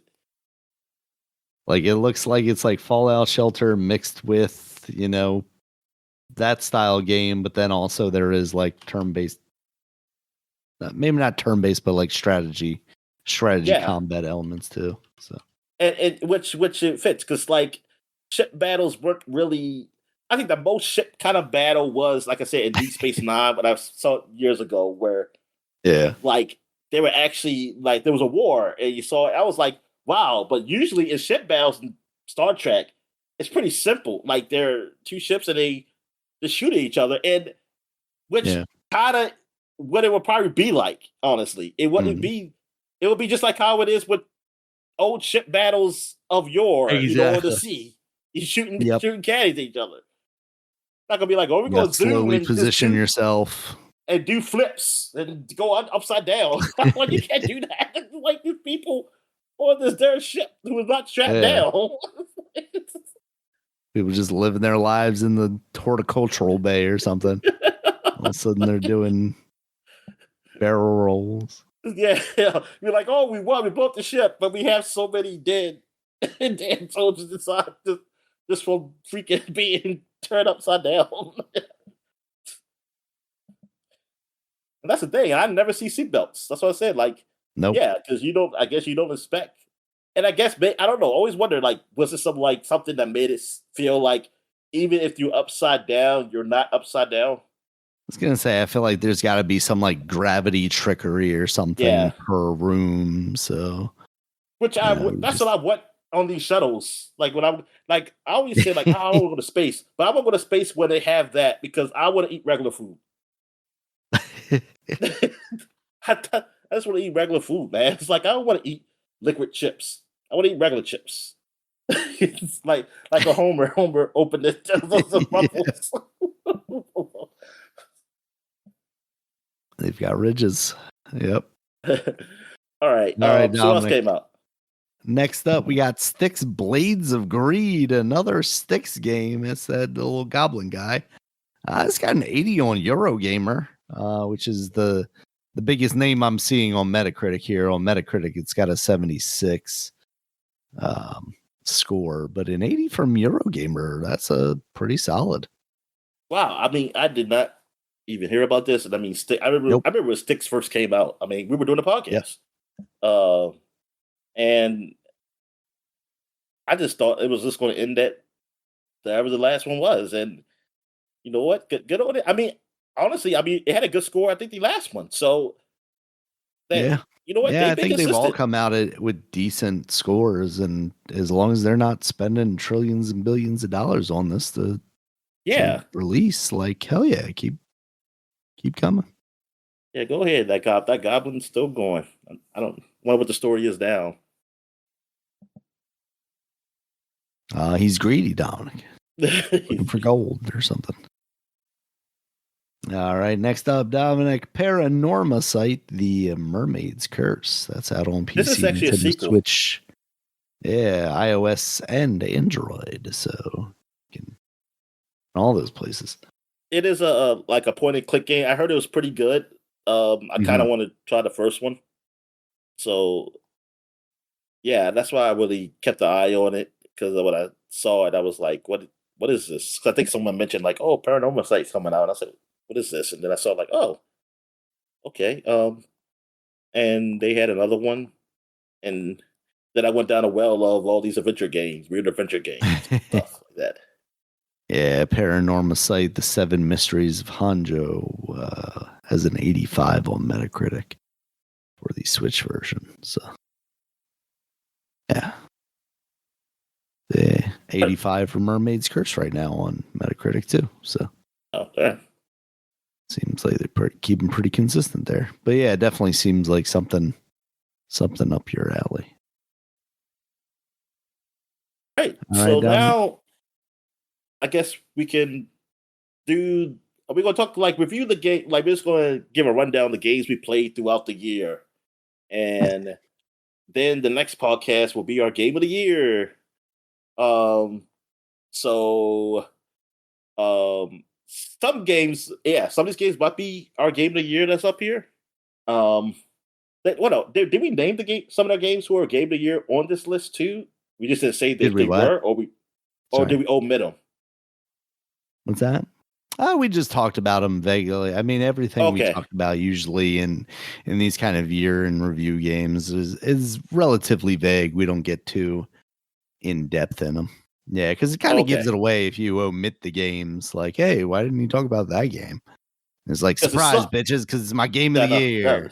No, I'll say it sucked. That's why I didn't talk about it. Anyway, and then these games don't have to have come out in 2025. These are just games we played in 2025 for like the first time, or majority of the time, or whatever. So I guess I'll go first. Yeah, I'll do like 5 in a row. Like I was gonna say, do a couple, and then I'll do a couple, and we'll take turns. All right, so Suicide Squad. That was the first time I ever played it. I played it last year because it came free it came free on the PlayStation, and then it also came free on Epic Store. I think it all did that same year. I don't know who came first, but I played it on both. I think I tried to play it on a PlayStation. Actually, at PlayStation because I didn't think my PC was really up to it. But thing is, streaming it from your PlayStation 5 was kind of hard because of the lag. So, excuse me. So I ended up trying it on PC, and it played okay, but eventually, I started playing it later when I got upgraded my PC, and it played a lot better. But the game I already talked about because I always see the story because I watched the story on YouTube. The story and voice acting and everything is great. It's top notch.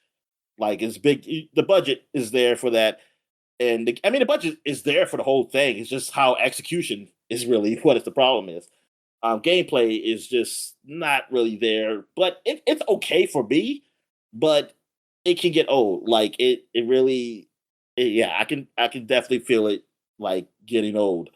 But story wise, I think it's great. I think it's an alright game. Also, this is not in an order of like when I played because I was not going to do that. This is an order of memory of when I played these games. So, Dynasty Warriors Origins I played, of course. Even though that I did play that early in 2025 because that's when it came out. Yeah, I played a lot of that. It is a great sequel to the Dynasty Warriors game, and especially after people were disappointed in Dynasty Warriors 9. So this definitely really made it feel a bit fresh the way they did it this time. You playing as one character who kind of is like not a real character. Like you're not a real character. You're like some type of work for some behind the scene thing, and you're supposed to help along the basically the Chinese Empire, I guess. Like you're helping along who should be the next in line. So that's when you choose which of the 3 kingdoms you're going to follow. I thought that was pretty cool. I also played Dynasty Warriors Abyss, which came out maybe like a month after this or weeks. I don't forget. Like it kind of surprised me. I didn't know nothing about this game. It is a roguelike kind of action, top-down action game. It kind of reminds me of like Hades, but in a way of Dynasty Warriors. So there's a whole bunch of enemies around, and you're fighting, and then you after each like stage battle, you unlock certain weapons or something. Then you go to the next stage, and you got so many characters to pick from the Dynasty Warriors universe. They have DLC. That is apparently expensive. That's how to get the money, though. I guess from this game. But yeah, it's all right. It's actually a good game. I mean, a good game. Like to me, like I really like it. Dragon Age Veilguard. It didn't come out last year, but that's when I really played it. A lot of it last year, and that game. Well, I really keep it with the D's up here. Like like I have the Suicide Squad. I don't know. I put it. That's how I your put the order mind remembers things. Dragon Age Veilguard. I played a lot of that last year, and I beat it. And I actually beat it last year. It was a overall. I mean, overall, it's a good game. I had some little problems with it, like some of the story elements of it. I didn't really like, but it was actually a lot more well done than I thought it would be. Um, there's still like there's some issues with it.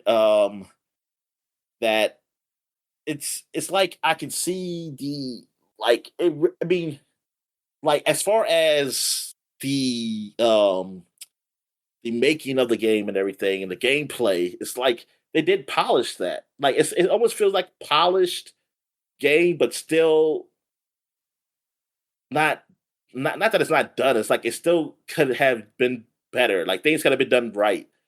It's so weird because I usually see games like broken, you know, like if things like the done right, you see things broken. It's like this was actually polished, but it still wasn't. It just didn't feel like like um like a top tier Bioware game.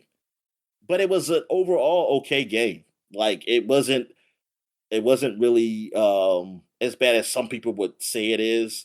Now, like I said, with the story element, like specific things, yes, they were a little cringe. Like there's a lot of there's a lot of cringe there.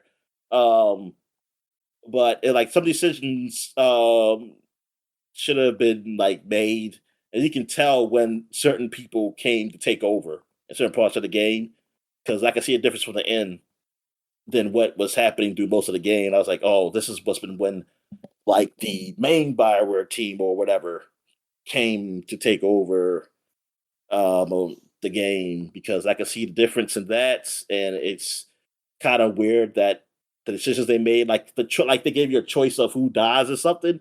At that point, it's like, darn, it's like you never, and that was the problem with this game. Yeah, that was a big problem. Now I remember it. It was a lot of choices. Like there was one big choice in the middle of the game, but compared to other Bioware games, there wasn't a lot of choices that really changed the game, like changed the story, and that was disappointing. That was a disappointing thing too. Um, and everybody's too nice. They're a little too nice in this game. Like it didn't feel right because it's like this is not what the other games are. It's like what do you? Why everybody is like super nice? It's like it doesn't make sense. Um, and why do the other like in the orcs? Well, not orcs. I forget what they're called. But them and even the other creatures, they all like I say creatures, but other humanoids or whatever, elves or whatever, they all they all feel too human. Like they're it's not really a distinction with them. Like I don't feel a Mm. difference. The Canary, that's what she is. Like she's too human. It's like Canary, they shouldn't be this human. Like, and I mean, it started with the last game, which I think that was a problem, and they just went really too much with it in this game. All right, so okay, that's 5 games. So, what games have you played? Some of the games you played last year. All right. This is an older game from 2022, but Little Gator Game. It's first year I played that. From what I played of it, I liked it a lot. It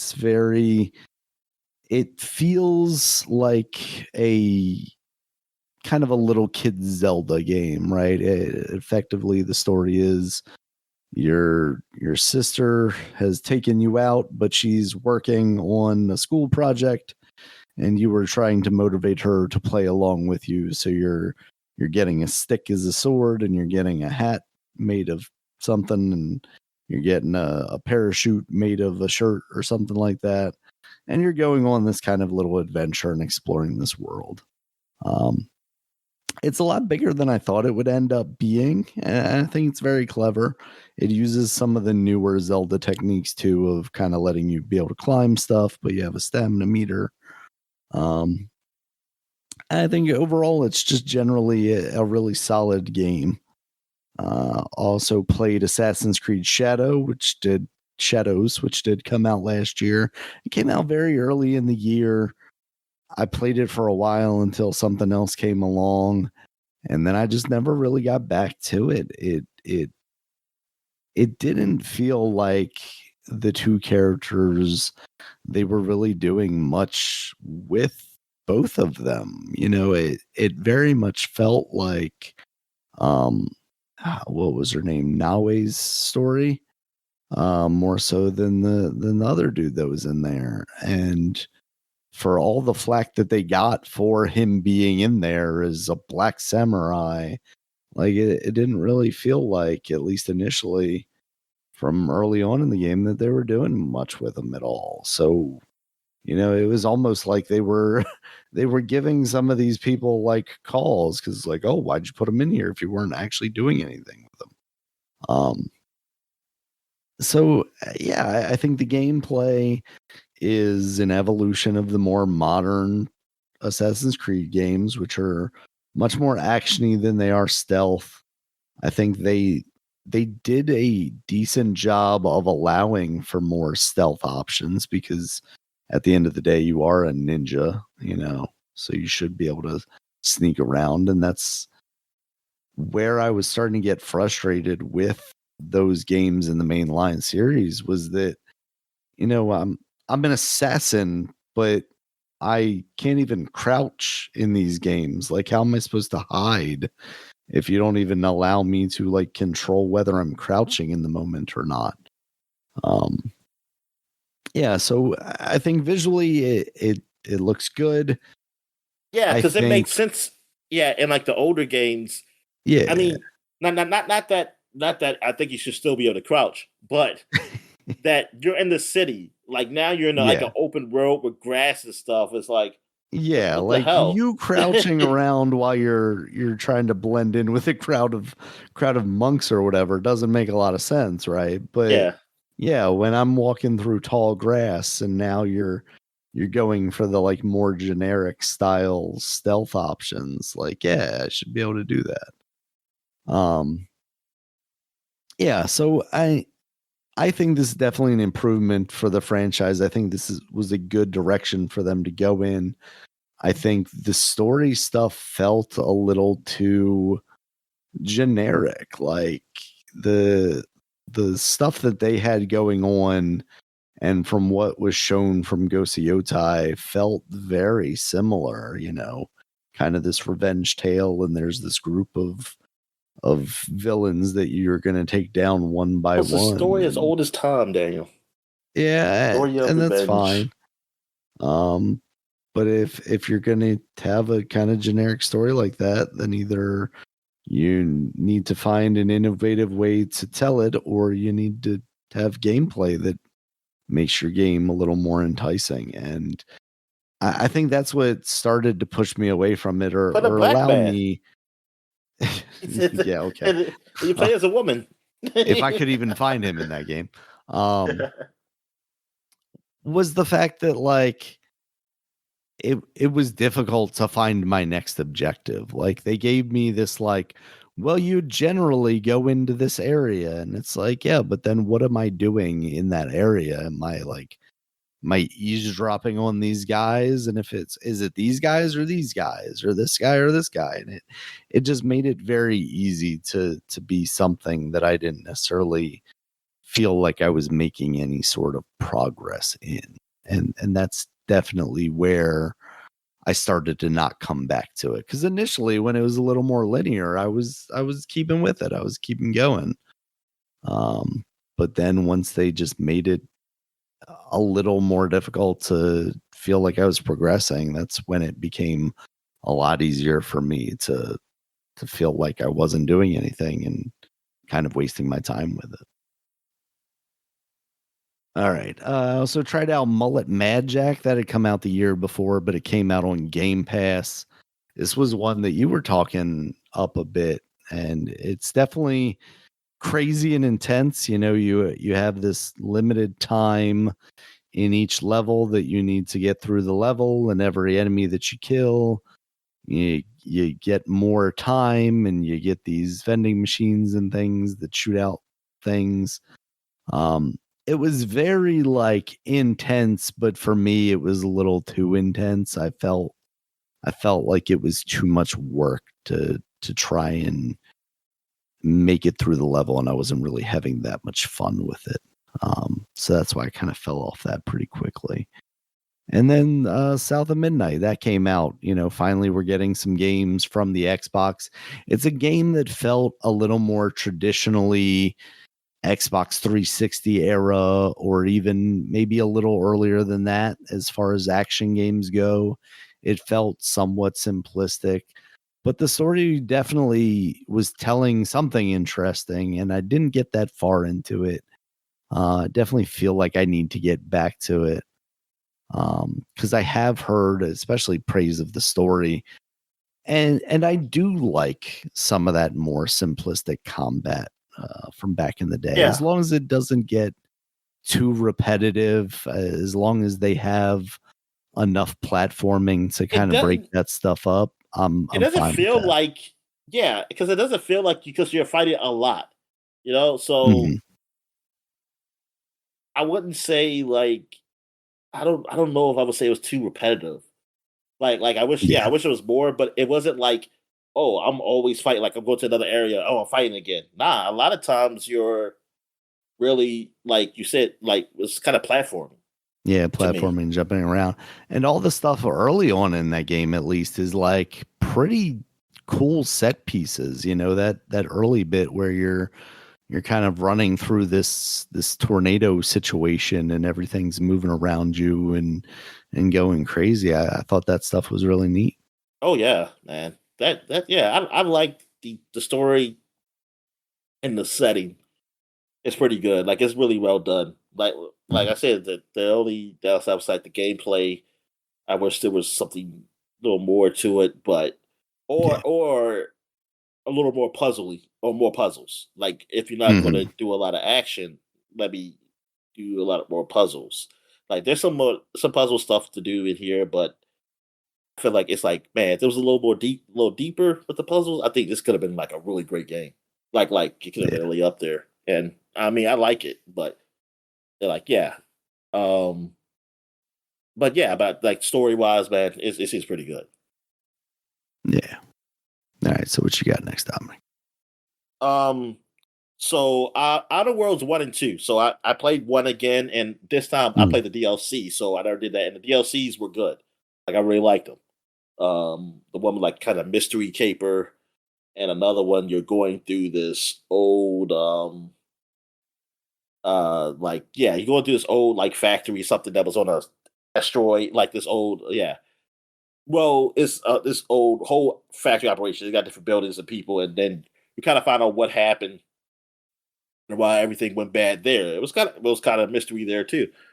So I really enjoyed those DLCs. Like they were pretty good, and like I was kind of holding out on them because this is a time when Game Pass, I was confused, like because I was thinking like, hey, why can't I play this? And then I realized, oh, you can't play DLCs.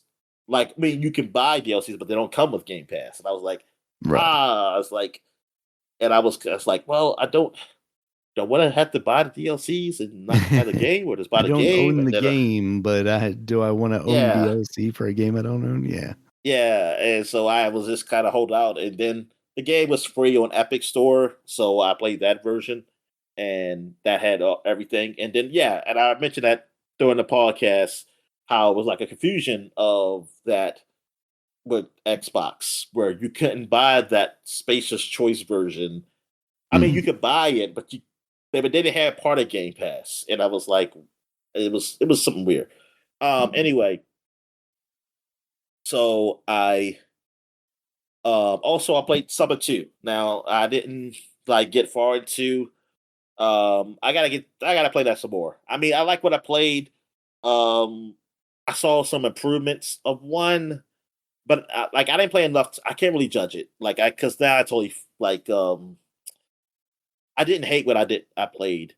But I kind of wish like Outer Worlds had aliens. That like I feel like, well, here's the thing. Like well, maybe not Outer Worlds then, because Outer Worlds technically came first. But then you had Starfield, and Right. that don't have aliens either. So it's like, dude, what's up with these human space odysseys, man? That's like, come on, man, space. Like, I mean, actually, I thought Outer Worlds was kind of, well, for me, it kind of felt a little fresh when I first played it because I was like, oh, I never thought of a space odyssey with no aliens. And I guess, like, yeah, I guess technically that could be a thing. I mean, the aliens will only be Yeah. animals, like animal-like aliens, like no intelligent life. But I was like, I guess that could be a thing because I mean, the universe is huge, so you're only in this part of the universe, and then yeah, there might be just no intelligent life here, and you're the only ones. So yeah, that realistically, that is true. But I'm thinking like, yo, but come on, like with Starfield, huge world there, it's like, come on, it's got to be some aliens, man. Like it happened or something. Um, but two, I need to play some more of, man. Like I can't really judge it. It's just that I play a lot of one, so just going right to that, it's kind of hard. And then it was just a lot of other Yeah. games coming out, man. And I wanted to play something different. So that's what I got in. I think I got into. I might as well go to it. Where is it at? 100 Days Defense Academy. I probably even said the title wrong again. Let me say that right. The freaking weird ass title. 100 Don't Days. disrespect your number one game of the year, Dominic. Yeah. The hundred line. Last Defense Academy. That's what it's called. So yeah, I played that and I played, man. A lot of times that's a long ass game. I'm not gonna go too deep into it because I talked about it like some podcasts ago recently. Um, this game, I mean, it's a novel, visual, more of a visual novel, but it does have strategy elements to it, gameplay to it. I mean, it's like Danganronpa, at least the art style is from Danganronpa.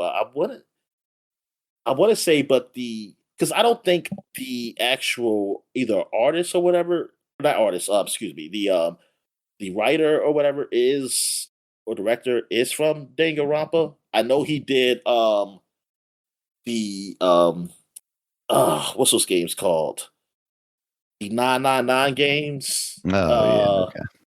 Yeah, he did those. And those are similar to Danganronpa, but I don't know if it's the same. Zero Escape games. So, but I know the art style is definitely Danganronpa. And then they have a talking like mechanical bear in here too. So it's like, what the fuck? I mean, it's just he's just not as evil as the other Danganronpa bear. But yeah, so the story is like you are these group of kids who just who lived in this colony that's kind of closed in. Like you know that there's an outside, but you don't know like but you think I think you know something's wrong outside, and that's why you live in here. Now then the kids have met each other. They don't know each other at all.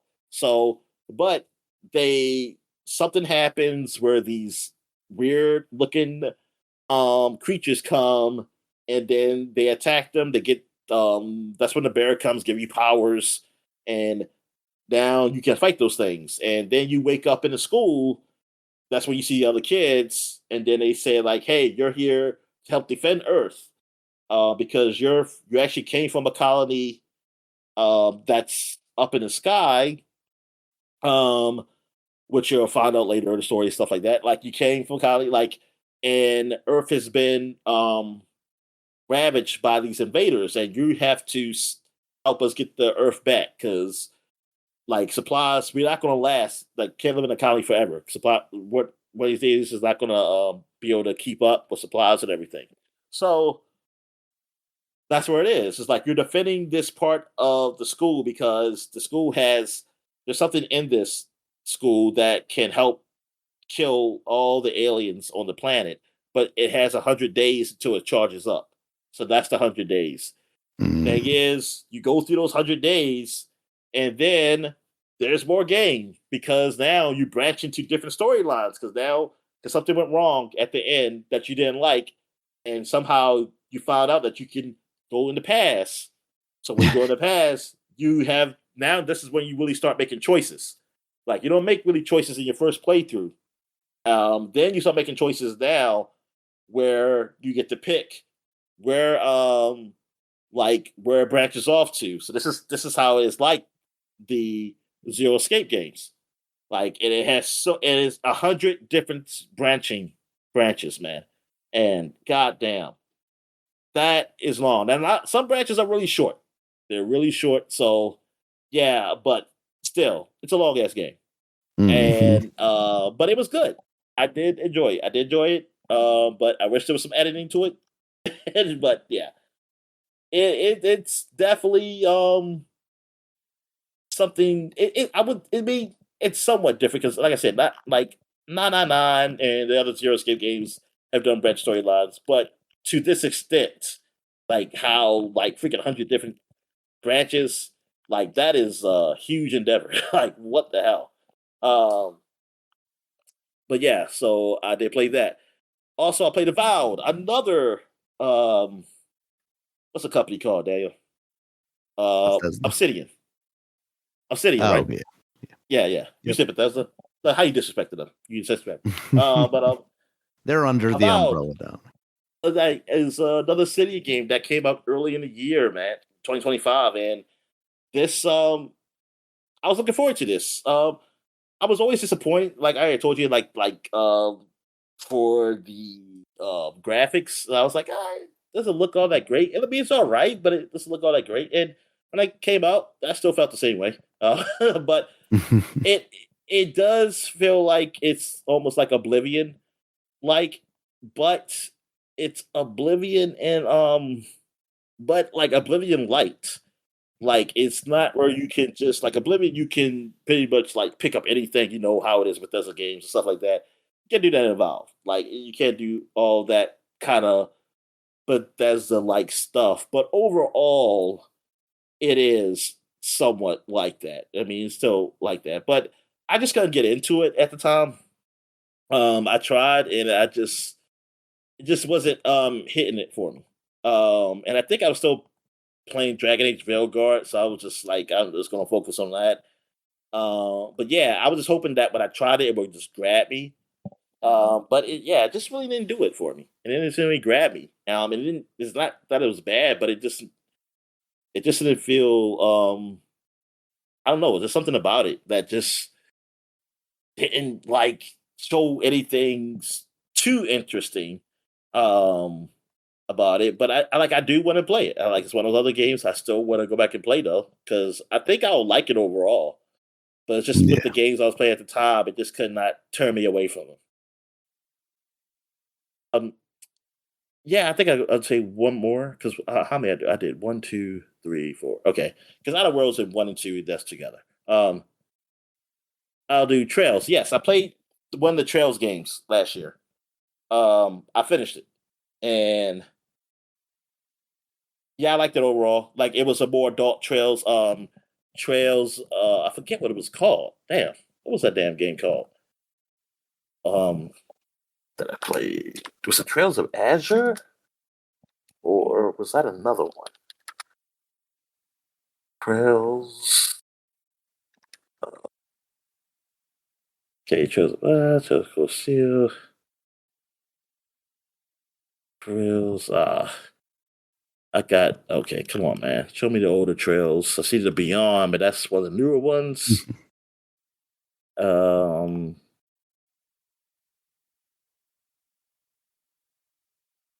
Show me the older Trails games.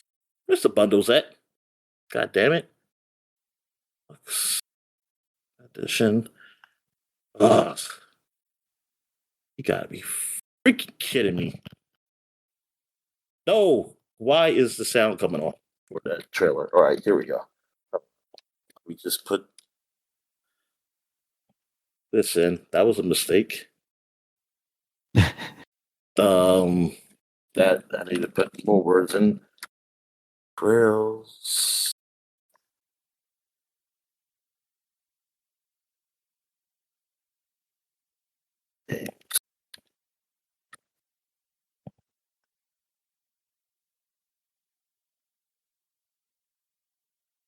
Definitely have to edit this part out. Let's see.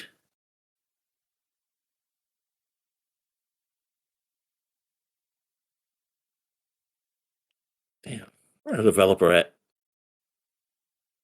Shit. Thank you. Trails to Daybreak. Damn. Hmm. All right, so I played Trails to Daybreak. That's what I played. That actually came out a few years ago, but I was a little behind the Trails, and I was actually taking a break because I played a lot of Trails, and so I took a little Yeah. break, and so I went to Daybreak, and this one is actually I like this one. It was all right. I don't like that. Only thing, what don't I like? I didn't like that there was no fishing in there, and I know that's one thing. But but it's not a big deal. I do like that it's a little more adult. Like you're actually playing someone who's of age. Like you're actually Mhm. playing someone who's over 21 who can drink and do things. And I was like, oh, thank God, you're actually playing someone who's not a kid. And I guess in Jack Release lore, an old man. He's an old man, I guess, at 20. Um, but yeah, like you're playing someone who's old, who's an older guy, and now you're watching out for some certain kids, like or something like that. But you do have other people who are kind of your age. But yeah, just hearing it from that perspective, like a person who's older and things, but you're still young, so it kind of still can keep it like, yeah, they still like certain things because they're still of young age, but they're also older and more mature because they even like teaching the other kids and stuff like, hey, like don't do this and stuff like that. That's the way they talk. So I was like, okay, this is actually new. It's not like you're playing as young a young teen or like an older teen or whatever. Mhm. And and like so I don't have to be like, oh man, I can't drink. You go to a bar, like, oh no, I can't drink. Oh no, I can't go see these naked women at the strip club. You like you can't do that. Even though even though this guy doesn't do it. I mean, he's always stopping the young guy who's like, I think he's like 19 or 18, from going there. Um, well, Since actually, he no, he learned can't his stop him. lesson early on, Dominic. He is. That guy was of it. Yeah, he was. I think he could. He always just stopped him. Yeah, he still always try to keep him out. He still can't drink. No, that's what it was. They made it like he can't drink, but he still can go to places. But you try to like tone him down. But yeah, but overall game, like it's more trails, but it also happened in a new city. I do like it happens in the third city, Calvert, um, which is like the because like you played in you was playing in the biggest place, the biggest city, which I think I want to say which we call is bigger. Um, before I forgot what it's called, but now like you always hear about Calvert. You always hear about Calvert. You report them and stuff like that. You met people from there, but you never been. And I always said like, hey, there's got to be a game where they're going to have you in Calvert, right? And they did, yeah. And now you're finally in Calvert, so I get to see your perspective. And like Calvert is more, it feels more Asian. Like it feels more Asian. Like while the Mhm. last city you were in, it was kind of more European. This is more of an Asian like setting with a lot of places. Like they have like but it's kind of mixed. It's like a mixture of kind of European, like certain areas is kind of like mixed Asian European, and then some places are more as you go. I think farther east, it's like more Asian. Like and then they talk about there is another land like beyond Calvert where because that's what they say about immigrants. Like the immigrants, that's the Far East, I guess. Um, and they have immigrant problems too, you know. So they have like places they have like their version of ICE, MAGA, whatever you want to say, in there with immigration and stuff like that. It's but yeah, it's a cool game. It feels a little bit more mature than the other ones. I wouldn't say fully. I mean, overall, these games are still like games for teens. They're not for well, they're not supposed to be for maybe 12-year-olds. Maybe I say 14, 13 and 14, maybe. Um, but yeah, like they are still made for slightly young, like teen, like, but I mean, not young teens, like young adult, older teens, kind of way because of some of the language. I mean, that's what anime. It's anime. I mean, if you know what anime, because Yeah. anime is so funny like that, right? Like you look at it, you think it looks all silly and they're doing these crazy things, but then they come out and do some shit that's like violent, and then they curse out of nowhere. It's like, wait a minute, time out. I was like especially some of the anime I watched, I'm like, what? Why the hell that guy just said like shit for? It's like it was just all silly, funny games, and like and then I was like, that just like I would just think like it's a kids show. I was like, oh yeah, the kid can watch this. Then it just come out here and like, oh, shit. It's like, whoa, what? Like it just comes out of nowhere. And um, now with these games, they're not really bloody. Like you rarely see blood. Honestly, Mm. like I would say that, like as far as violence, like that, nah, there's not really dark violence with that. With these games. And I always complain about like you don't see a lot of death. Now you did see, I was gonna say you saw some death in this one right here, but not a lot. Because it's always like somebody dies and they come back. Like it's a lot. That's one thing I complain about this game. Is like A it's lot not of enough death. resurrection. Yeah, it's not enough death. It's not even resurrection. They just or like they get beat up so Is it bad. fake I be out thinking like, stuff? oh. I was like, they get beat up so bad, and I'm thinking like, oh man, they died. Then it's like, oh, he's just knocked out in the hospital. So what the hell? Okay. All right. So what games have you played? All right. So speaking of the kind of avowed, the Oblivion remake came out. Put a little bit of time into that. At the end of the day, it really just felt like, oh, hey, it is this. I finished that tutorial area and got out into the world a little bit. But yeah, I had more of that game. Just hear Captain Picard's voice again. Yes, that was the best part of it. Seeing him in high definition. But otherwise, it was just, it was that world again. And it's been a long time since I played that original game. But I wasn't really in the mindset that I really wanted to get down into that. Coming from Bethesda, you also had Doom: The Dark Ages. I played that, and I was kind of conflicted on that. I was having fun playing it, but it felt like there was just going to be too much of it. And there was other stuff around this time that I just fell off of it and wasn't sure that I had any interest in coming back to it. It was one of those things like in the moment, this is a good game. It's not a bad game. I know why I'm playing it, but I just couldn't bring myself to go back to it. The story wasn't really all that compelling. I don't necessarily understand why you have Hey, hold on real quick, space Dave. Vikings. Sure. All right, I'm back. Okay. Yeah, so I didn't really understand why I had these space Vikings from the future past, trying to control the Demon Slayer. And really what it came down to was every level just felt like you were finding yourself going through some more puzzly stuff, using your different equipment to navigate it. And then you just got into this kind of big open battle arena part, and then you just had to fight waves and waves of enemies, and then that was the level. And it felt repetitive. And then you had the stuff like the dragon flying and the mech suit that was different, and it broke up the more mundane repetitiveness of the regular first person stuff, but it didn't feel all that great. I think I like the dragon riding stuff more than the mech walking around stuff. That just felt a little on the slower side. Even What it game are you was talking pretty about? quick, but Doom, the Dark Ages.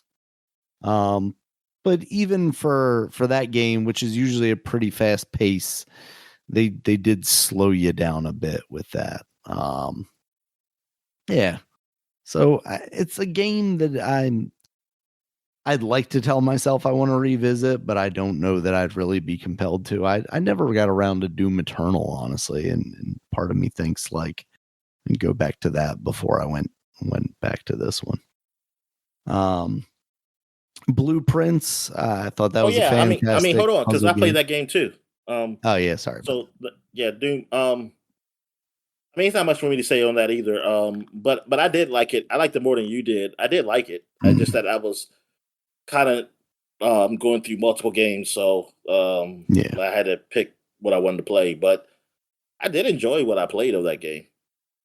Yeah, because this is also, I have mine broken down by like when I played them.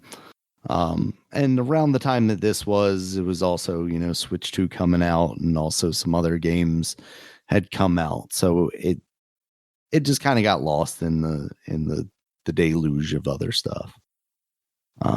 Blueprints, I think, is a fantastic puzzle game. Kind of despite itself, it has a lot going for it, but the core conceit of it being a roguelike, I think, complicates a lot of that, and because of that, it doesn't hit 100% the way I think it really could have if it were designed in a way that lets you manipulate the RNG a little more. Another one, I played Mario Kart World. Hold on, man, because I played that game too. Because I ain't gonna say these games again if you say them. Okay, well, then jump in. But I played that game though. Blueprints. I don't remember what I play half the time. Yeah. So yeah, that was really the problem with me with Blueprints was the RNG. That's what kept me from probably sticking with it longer. Like I did like what I played, but because sometimes it just was the RNG would make it so that it was impossible for me to go further at that time. And like I mean, it seems okay at first, but when you used to be playing for so long, it's like, okay, like I kind of got to know what to do, but it's like now what's keeping me from doing like getting farther is just the randomness of the rooms now, and that's what sucks. Yeah, you've got all the pieces, but it won't let you have the last couple that you need. Yeah, exactly. All right, go ahead. All right, Mario Kart World, the Switch 2 came out this past year, and along with it, it launched with Mario Kart World.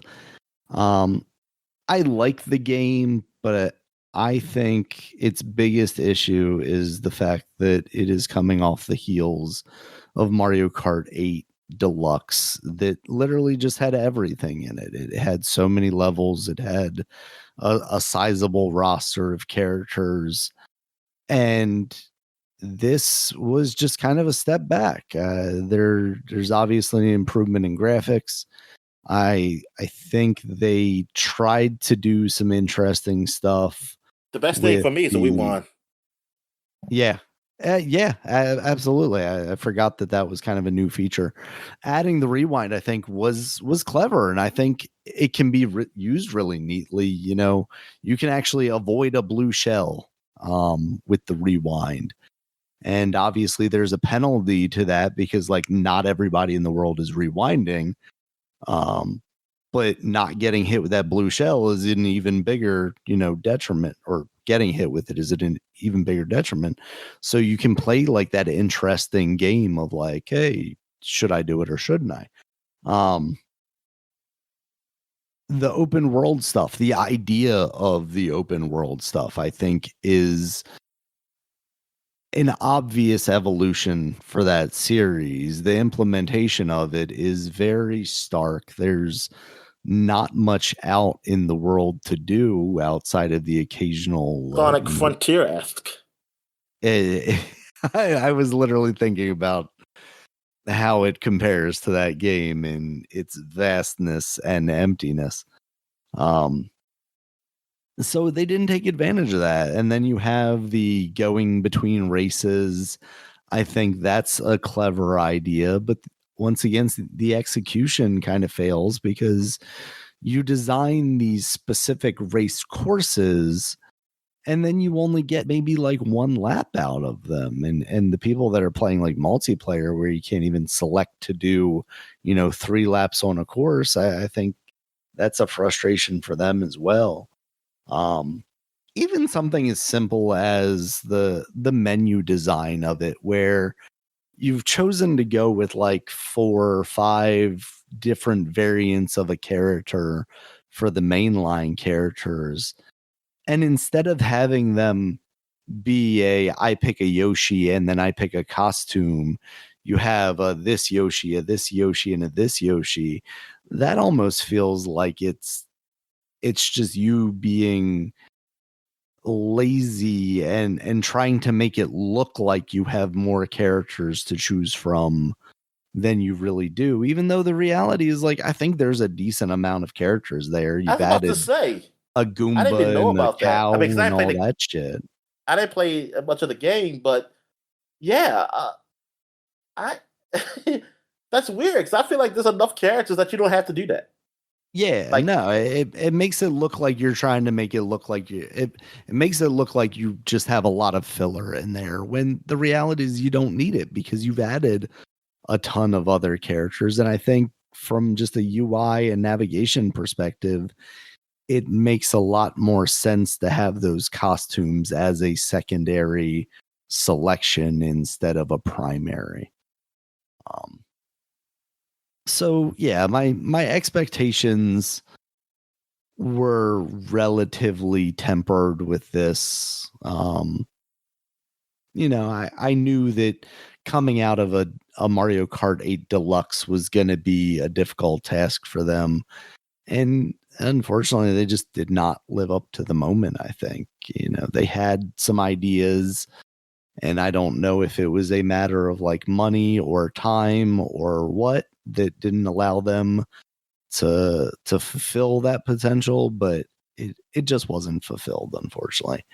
And from a parent perspective, having a young daughter, I like that they made a lot of the things automatic. The putting the thing behind your cart, that's just an automatic thing now. You don't have to hold down a button the entire time.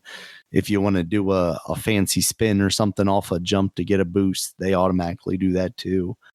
And I do think some of that wall riding stuff that more like experienced players can do and utilize in some of these like speed run style things, that stuff's cool. But if I'm not engaging with it and I don't need to engage with it, then I don't necessarily find it all that appealing of an addition.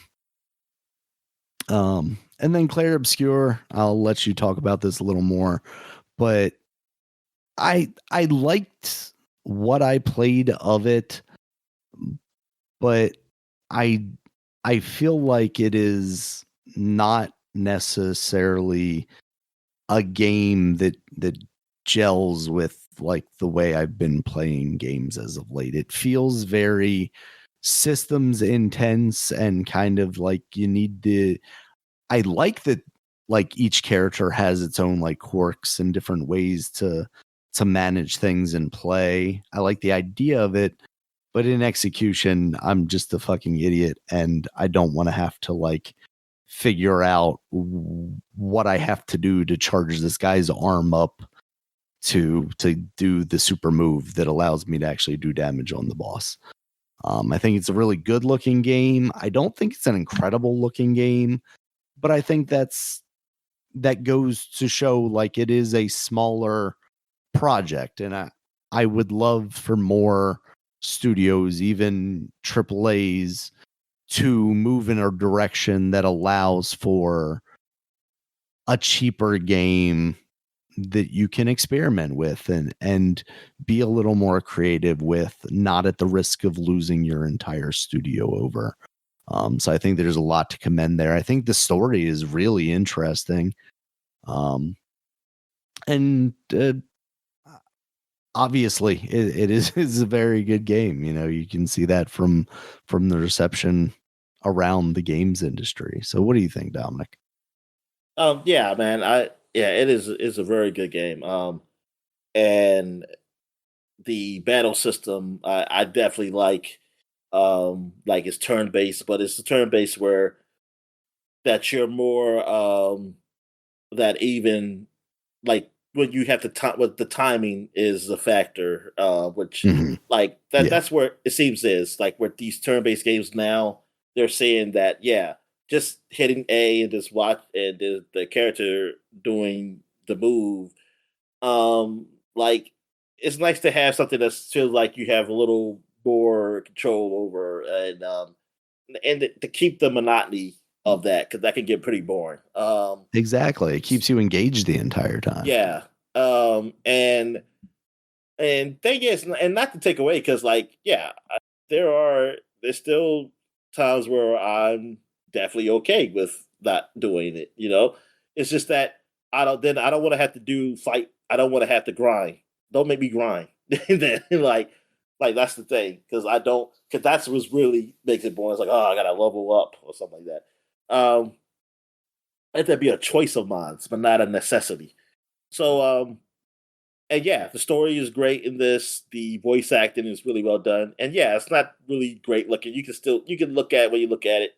Excuse me, when you look at the game, you can see that it's like the quality of it compared to other AAA games. You can see like, oh yeah, it's not as good looking as those, but it's fine. Like it's not where I'm like, oh god, this is hideous.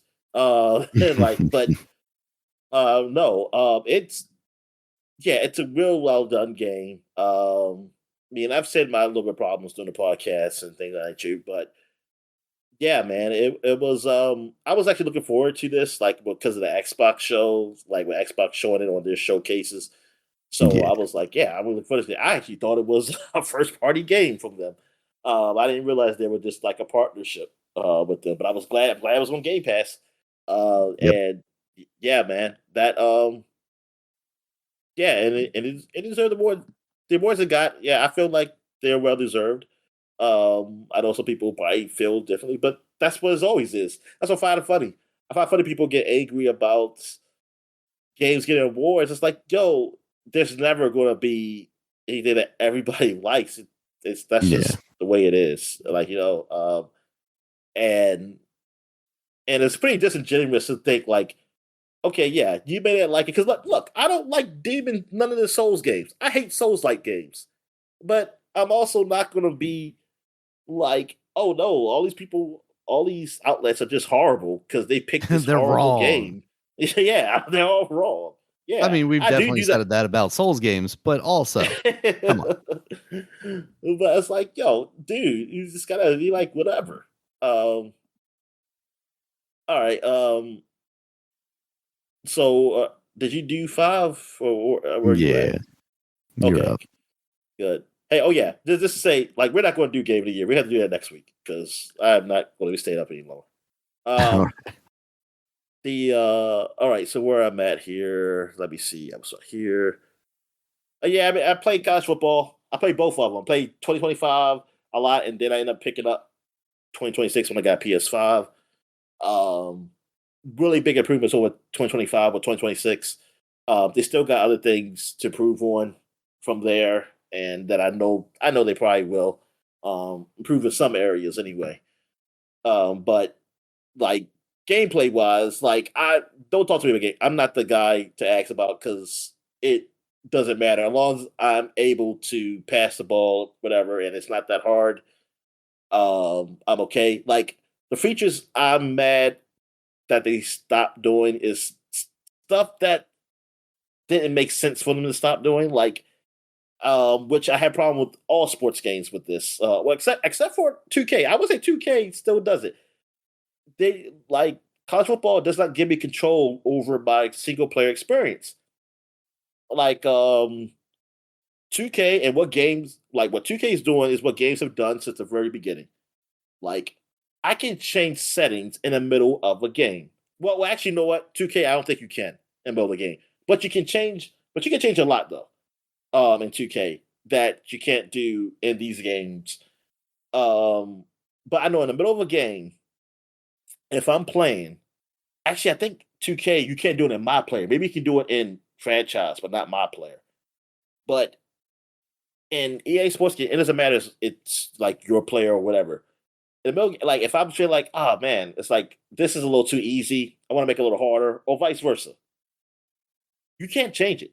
You gotta start the game over to go change it. Mm. You used to just be able to do that in the middle of a game. Like that was not a big that wasn't a big deal. That I never thought it not being a thing until like 10 years ago, I think, when Madden 10 probably over 10 years ago now. But like when I played Madden, it started doing that. And I was like, what the fuck is this? Why can't I change from easy to pro or pro to easy or whatever? And it didn't make sense. And somebody was telling me like, oh, because of the online features and stuff they do. I said, well, I'm playing by myself, so I don't know why. So I was just thinking that it was a one-time thing that was going to happen. It's like, okay, maybe it's because they got this new online thing big with the cards and shit now. And no, they kept it. And I'm like, what the fuck, dude? I just want that in the menu. Like I just want to be able to control how I fucking play. Because sometimes I go in, I'll probably play a harder level. And it's like, damn, I'm getting my ass kicked. Let's see if I can come back. And if I put on easy, if I'm down by like 5 touchdowns, and I'll like can I come back? Or I'll be up big or something, and I'll put it harder just to be like, hey, I just want to. I just Let me be see if I can hold on. Yeah, yeah. And it just they don't give you no control over that shit, and like I hate that. That all these sports games really don't do that. But 2K say I don't play enough of, but I remember them letting me do that in franchise mode. It's just that my player mode because my player is a player you can use online, which I wish they would make a separate thing. Where it's just like, can I do a my player that's not online? This is like my own individual created player. I want to go through the same shit that you do, but it's just that this guy is just what my player used to be when we didn't have this shit. They have this online shit. Can't just do that. No, you can't. And that sucks because I want to control how I play. I want to be a guy like, yeah, I want to be all great without having to work really hard at it because this is a video game. Like it's cool that people do, like, but I don't. I don't. I wouldn't live the fantasy. I literally want the fantasy. I won't live the real life fantasy. I want the fantasy. I want fantasy. Am I going fantasy? I want full out fantasy where, oh my god, this man shoots like 80% 3-point shooters, 3 pointers. Yeah, I want that shit. Or like, yeah, but y'all don't give me the option for that, and that sucks. Unless I put on easy. Unless I put on very easy. And I don't want to put on very easy all the time. Like and I don't and I just want to be able to play the games the way I want, like I used to. Um all right, and I played MLB the show, of course. Like I always played all the year. I was playing Balatro actually a lot last year. On my phone. So yeah, I played that game a lot. I still have not beaten a run in that game yet. yeah, I don't, and I still have fun with it though. But I looked online. yeah. I'm I not the mean, only that's one. definitely one of those things that like sometimes you just get lucky and get the right things, and that's winning is almost easy.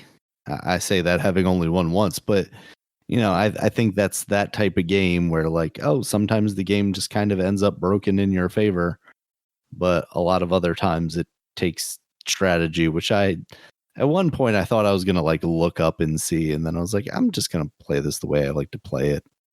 And then when I stop playing it, I'll stop playing it. I don't feel it necessary to have beaten or beat all of the different variants. Yeah. Um, I also played Digigaiden 4, Black 4. Is it just Digigaiden 4 or Digigaiden Black 4? I forget what it is. But yeah, I played that one. I played that a bit. I did like the action of that game. It Mhm. felt good. Like it was really good. Like it wasn't too difficult or anything. And I was like, yeah, man, this is fun. Um, and I'll say this before I stop. Unicorn Overlord. I played the hell out of that game last year, and that was a game that came out 2 years ago, and that and I was I did have that on my game of the year if we did it because we never did do it, but that was on my game of the year list. I thought I would like it, and turns out, man, that game is really good. It's like Fire Emblem. Um, it is a good story. I mean, these guys have worked on done games. They've done the Dragon's Crown game and everything else. Um, this game is not as sexualized as those other games were, but they do got Disappointing. some.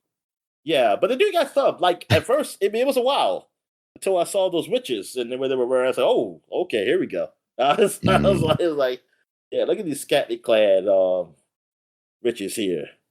Um, but yeah, man, the voice acting is good. Like everybody talks for everything in this game, man. And to say like this is such a niche game that I'm so surprised. I'm like, see games that are more popular that probably don't have a have a lot of talking, but this game actually got people to speak all these lines. I don't understand how that works. It's like I don't get it.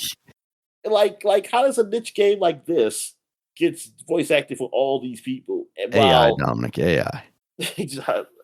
I mean, I'm like I said, I'm okay if it's something to get people to talk. I'm okay. You can say like, hey, take people jobs away, but I was like, man, these motherfuckers weren't gonna pay nobody. They're gonna make me fucking read, and I ain't trying to read. um. Oh, I've seen AI. Like some like Amazon have something where there's an AI like animated thing, and it's so Oh, yeah. weird. It sounds really weird. Like the emotion's not really fully there. But Daniel, I I believe will it. still take that over reading Japanese. Like I don't give a damn. Y'all can make fun of it all you want. That's great, and I'll make fun of it too. But I will take that over read Japanese. Because I'm just not going to do it. Because I can interpret what it's supposed to be. It's like, yeah, he's supposed to be. I mean, the way that guy looked, he's supposed to sound angry. Because honestly, I would have took those robotic kind of talk. What the do those voice Yeah. reader things. So It what the definitely hell? feels like even from an accessibility standpoint, it's kind of a miss that like the console developers, I mean, especially Xbox and Sony, who have taken more strides in this kind of stuff, haven't gone out of their way to implement something like that on a system level, just to be like, hey, if you're playing games and you're blind, you can still play. Blind? Yeah, I know. I know what I said, Dominic. Hard of seeing. Well, they do have the voice speech Can't read stuff. subtitles. That's what I'm saying. They got the voice speech thing, but that reads everything. that reads Yeah. that reads, and that's the problem. Because I X still button use that, prompt has and, appeared on the screen. but pinching it because it didn't do it to me. I did the voice speech thing, and like because it read what it said, even Right. though. But it wasn't too annoying because it wasn't a whole lot of menu stuff in that game. So I was like, Mhm. oh, okay, I can deal with this. And I was like, yes, I like this. I like that this reads to me. I was like, I need this in a lot of games. Like this. I wanted to be like, hey, just read the text speech for me. Um, And we're just going to need that in general, Dominic, because the new generations are definitely going to be illiterate. oh, definitely. Yeah, oh, definitely. But yeah, Unicorn Overlord, man, it like the strategy element, like it can be really deep. It can also be really easy too, because you can set the settings. So that's nice of them on that. But just the amount of characters in here, the amount of story, like it was a long game, but it was fun. Like I really enjoyed it. I really enjoyed the art style and everything with it. It was such a good game, man. And like it was a good RPG strategy game. Like it was really up there. Like I'm not a huge I mean, cause I'm not a huge Fire Emblem player, so I haven't played a lot to really compare. Like, oh man, this is better than Fire Emblem. I just Mhm. say it's a good one of those games. Yeah. So like it was really well done. And like, yeah. So the accolades that they got 2 years ago, man, it was really well deserved. All right. So you got any more games? Yeah. Next Okay. up, About to say you better. Tony Hawk Pro Skater 3 and 4. Okay, yeah, I played this. Let me say this real quick. Sure.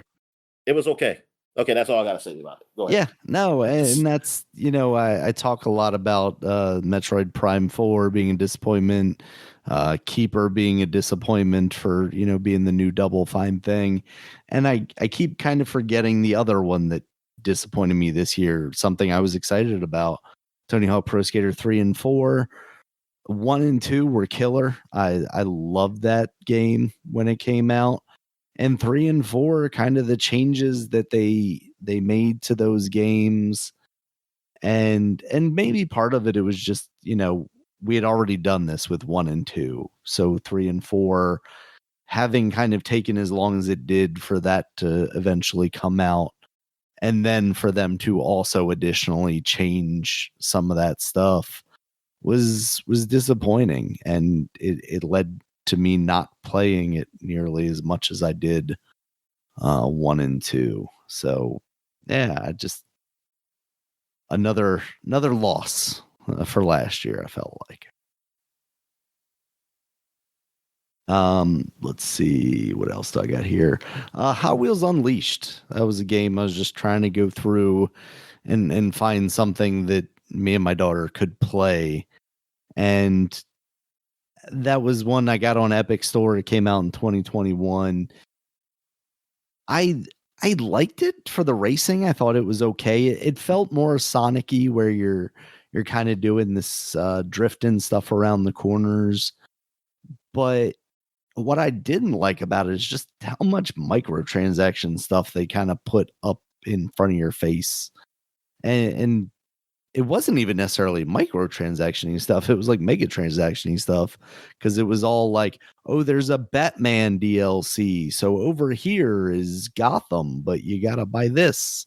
And over here is whatever other thing that they had. And I'm just like, how you just presenting this stuff to me immediately?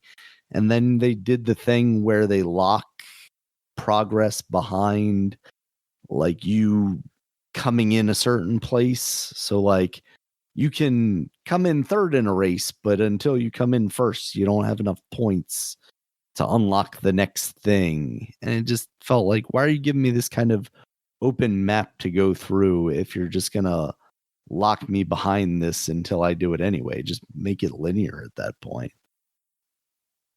Let's see. Next up, Short Hike. That's the oldest one I got on this list, from 2019. It's a relatively short indie game. You play as a bird. You're trying to get to the top of a mountain because your cell signal is bad or something like that, and you're trying to make a call. And it's not quite a platformer, because there's not like a lot of platforming. It's very much a walkabout style game, but there are little bits where you're racing somebody, or you're doing a little more than you thought you might have to initially to get up the mountain. But I like that game a lot. It was nice for a short experience. Donkey Kong Bonanza. It's one that I've been on and off with. I've never not liked the game, but there have definitely been other games that have come along that have drawn my attention more and pulled me away from getting further into the game. And more recently I've been back on the progressing through it, but then other things have come out, so I've fallen off again. I'm going to get to the end of that game. I have no doubt about that at some point, and it'll probably be relatively early this year.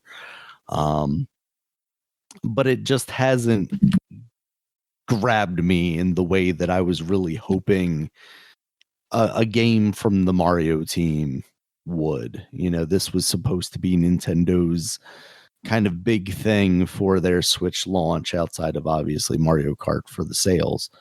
But I think as far as like prestige and quality game, I think everybody was kind of counting on this and Metroid to be those hitters for Nintendo. And I think it was relatively successful, but just not to the point where I was really hoping it would be. You have any thoughts on Bonanza? No, I haven't played enough of it, but it seems like a game I would like. I mean, I would enjoy to play. It. I mean, what I played of it. I mean, I didn't really. I just was smashing stuff. I didn't get Yeah, far. I was just smash, and I like doing that. So it was enough. absolutely. All right, and then Silk Song, a game, long time in the making, finally came out.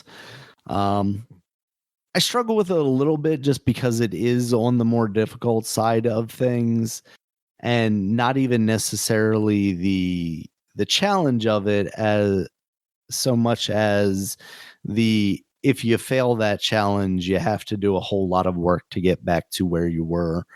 I don't have a problem with facing tough bosses, but when I have to run through a whole area of toughness to get back to it, it becomes a little more frustrating and is the style of game that will push me off a little more. But despite that, I felt like I got pretty far into it before I moved on to other things, and I think by the time this came out, it was announced that it was coming out within like a month of it actually releasing. I think Metroid ended up coming out not too long after that, in addition to several other things. Um, so that's on my short list of things to get back to relatively soon. Um, I think it's fantastic from a platforming standpoint. The combat of it, I think they do a good job of making it more compelling than your generic kind of Metroidvania style combat, especially with it being melee versus like a Metroid, from a distance kind of gun stuff. And I think visually it looks as solid as Hollow Knight did. Obviously, you're going to get a higher resolution here on the Switch 2 than you did with that original game. But I think that art style where it kind of harkens back to a early 2000s Flash style thing, and I don't say that to be detrimental of it. I think it's just the way it is, very flat shaded kind of stuff. It is reminiscent of that, and I think it works really well in this game. Yeah. All right, Dominic, Okay. what you got? All right. So I played the Persona 3 remake. I played a lot of that. I was trying to play before it got taken off of Xbox, but it Hmm. got taken off and I couldn't finish it. So that's unfortunate. But I did like the remake. It was really well done. So it's, I mean, kind of looks like what Persona 5 is, but probably not as good, but it's definitely a step up from what the original Persona 3 was, man. And yeah, I mean, it was well done. It was well done, and now we're waiting for Persona 4 remake. Yeah. So also I had played Swarm 2 in a VR. I liked Swarm. Swarm was a game where you see all these spaceships around. You can kind of bungee jump around, like you kind of swing like Spider Man around and shooting these Right. ships for Okay. Yeah. points. And 2 seemed like more of the same. I just played a few levels of that, and man, it was fun. It was really fun. I need to get back into it. Um, I also played Firebreak. Firebreak is the Yeah. control like spinoff, and it's I mean it was okay playing with people, like but I mean I just don't see like it being a thing where people just play all the time. And Mhm. I think they saw that too. Uh like I just did, yeah, like it was I mean I played with some guys, it was okay. It definitely looked like control stuff in there. It was pretty interesting how they implemented like how you had to work together to control the kind of fire. I guess that's being. I don't know what else going on honestly, but it. I mean, it was. I mean, like story wise, I don't know what the fuck is going on, but the gameplay wise, it was all right.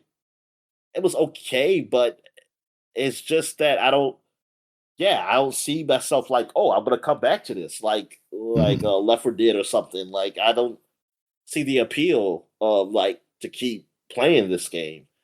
Um, and I mean, unless they added something else to it, like I just couldn't find it. Um, so whatever. Also, I played Apollo Justice and Edgeworth, the remakes of those games, the Apollo Justice collection, and then the Edgeworth collection investigations, and they were well done. Remakes. Wish there was a little more to the Edgeworth one. I felt like there was something I didn't like in that one. I mean, it was okay. I mean, they were straight up like done remastered in a way like to really be more appealing to you eyes. Oh, and no, it's the Apollo Justice I had a problem with because of the DS ones. They just didn't look as good. You know, it's like that one was like it was done probably just to sharpen it up a bit because I think that Right. because the way the DS was, they didn't really remake it. They didn't like redraw it because it wasn't really a drawing like the other games were. Like this was actually like 3D ish, and I can tell the age of them. It was like like yeah, it looks different. Um, Edgeworth investigations they were all right, and now that they have done these remakes, I'm waiting for a new game now because it's like they done a remake of all of them now, and I'm waiting for Capcom to announce like, hey, a new Ace Attorney, and this Yeah. time I actually get to play as him. um, like he as him again, like he's the main guy. And make it as good as the old one. Well, it's not old, but it's based in old times. What I forgot what that was called. Hold on, I got it up here on my dashboard. The Great Ace Attorney. Yeah, the Great Ace Attorney Chronicles. Yeah, make it as good as that because Mhm. that was the best one. That was like as far as gameplay, story, overall, that was the best one. Um, Let me see. Hades 2. That game I played last year. I played more this year, but I did start last year. Mhm. Um, and I did like what I played. I didn't play a lot of it last year, but I did like what I played. Um, so and I saw like the difference. Like I saw how the weaponry like was different. I saw how well, I mean, the whole story is different now. So that made it feel like it wasn't just more of the same. And that's the thing. It felt like, oh, there's more here. This ain't just some more Hades. Like there's it's a lot deeper. But I didn't really get introduced to a lot of that stuff that was deeper until like now. But yeah, but I knew like but from what I heard from what people said how much they love the game. Because I was just thinking like, is it really that great or is it more Hades? 'Cause more Hades is still great because it was one of my top games. Uh, but it's like, is it more than that? And it was, it was. So yeah. Um, how many more games you got left? Let's see. I've got 6 more games. Okay, let me just say a couple more. Okay. Sure. I played a game, Monsters Are Coming, which is a roguelike game where you are a castle. I mean, you have to guard a castle that's moving, and thing is, as you kill enemies, you can upgrade the castle to for defenses. Like you're guarding it from enemies that's attacking you. It's an alright game. Like it's one of those games that I I did get a little addicted to, but because of well, I might as well say Ball Pit. I played Ball Pit. Yeah. Because of that, that's what really kept me from this game. Like I probably talk about this game a little bit more. I mean, it has its problems though. Like there's some issues with it that keeps it from like being like really great for me. That it's I'm trying to think. like it has a hook to it, but it's just the hook. It's not enough. Like I think I need a little more variety. I think it's not enough variety there for me to keep me going. But it's all right. I mean, it's an all right game. But compared to like Ball Pit and compared to like Vampire Survivor and stuff like that, it's just not enough variety to this. And it might maybe in the future with updates and things of that nature, it will be. Mhm. Uh, but we'll see. But speaking of Ball Pit, like Ball Pit, that game is addictive as hell, and Oh yeah. that was like my like just like Vampire Survivor. Like I was surprised. I didn't like I was playing a bit of Ball Pit, and I was just to see how it is. And yeah, man, once it got that feeling like just going through those enemies, like with the ball, bouncing the ball back, bouncing off the wall, and then having all the moves. Like I don't even care about much about the whole like town building thing, but Mhm. I mean it is part of the game because you do get stuff from doing that.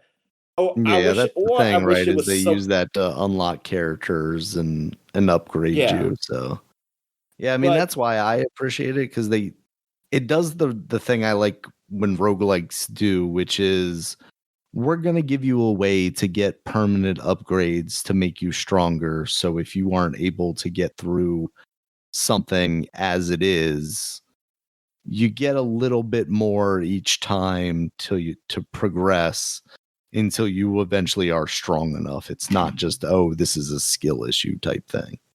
oh, definitely. Like I do definitely like that about roguelikes. And like I with the town, I think it's more of this like actually what it I thought it was gonna be deeper. I thought it was gonna be deeper. I thought it was gonna be Mm, where like, oh, I do like manage my town and just like, in like a Simpsons kind of way. Like I say, oh, I gotta like I'm going out here to help the town. What you are doing, but it's not you're not really managing the town in that way. You're more so yeah. just like upgrading the like specific things in town so that it builds your stats.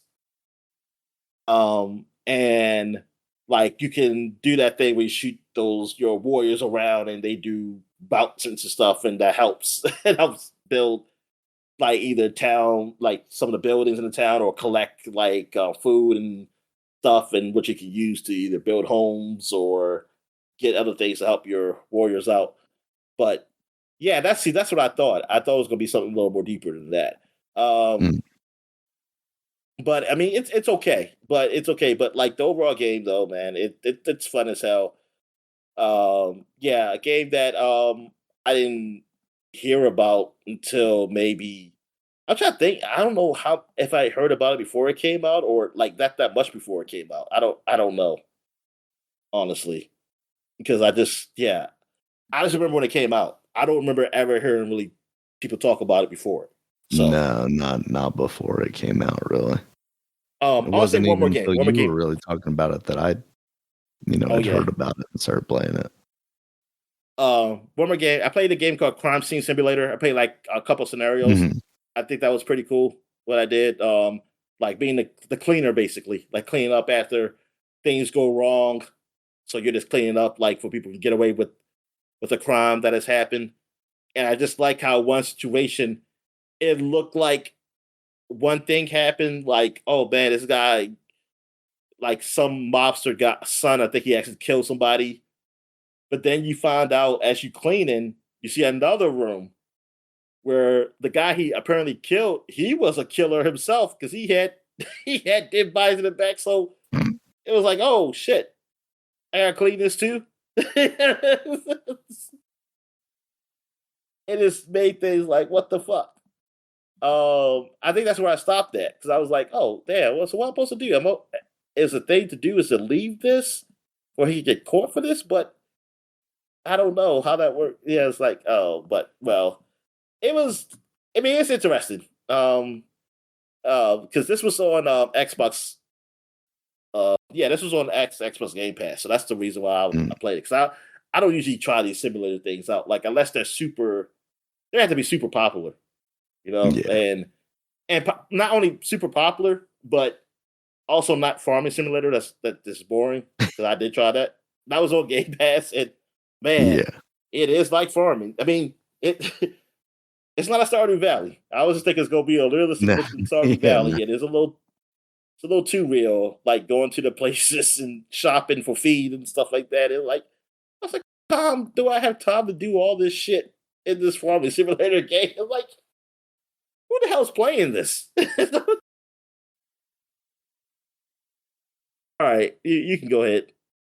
All right. Mortal Kombat 1. Finally got around to playing that after See, that I was barely on played sale. that. I What's mean, I that? mean, and I did play. I played it, but I barely played it. Yeah. Yeah, I played it for a little bit, but then the story mode, I kind of saw the loop, right? Like, I'm going to sit here for 30 minutes to an hour just watching stuff, and then I'm going to fight one time, and then I'm going to fall into this thing again. And like, I think that was novel with like Mortal Kombat 9 and even 10, and then I think 11 it started to be like, this is maybe more of a chore. I'm not really playing this game much. And then with MK1 it was like, yeah, I'm not really playing this game much. And then when I was playing the game, I was like, I'm not sure that like I like the whole like tag in thing, the assist character stuff. So it didn't really do much for me, and I had seen a lot of the story kind of stuff already, so I just was like, all right, I think I've kind of seen enough, and there's not the characters that Ermac's in there now, but I had been using Scarlet in 11 or whatever, and she's not in there, and it's like, man, the people that I liked playing as aren't really here. I'm not gonna stick with these like towers or whatever to grind out, whatever appearance things I gotta get and engage with all their stupid marketplace stuff.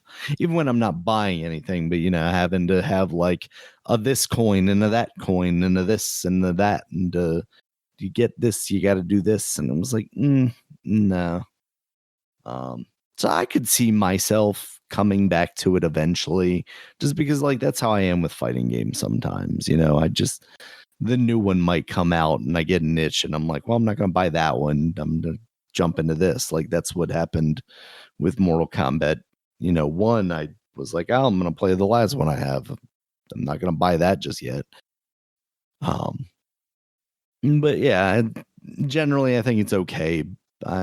But I think they need to figure out what the next step in that series is, because this, they tried to reboot the universe, but I don't think it necessarily hit on all cylinders. I think they need to find a different direction, and maybe they've got some time. Maybe they can make another Injustice game or something like that.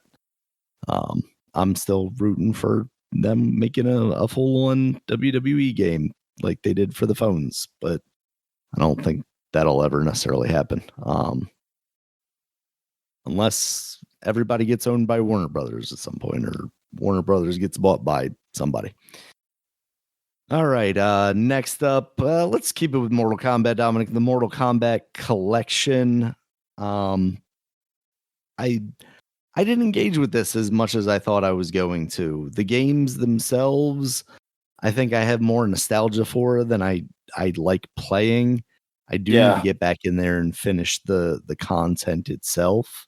I do like the documentary stuff, but I wish it was a little more interactive and played into the like, hey, this happened, and then you jump into the game and you experience that.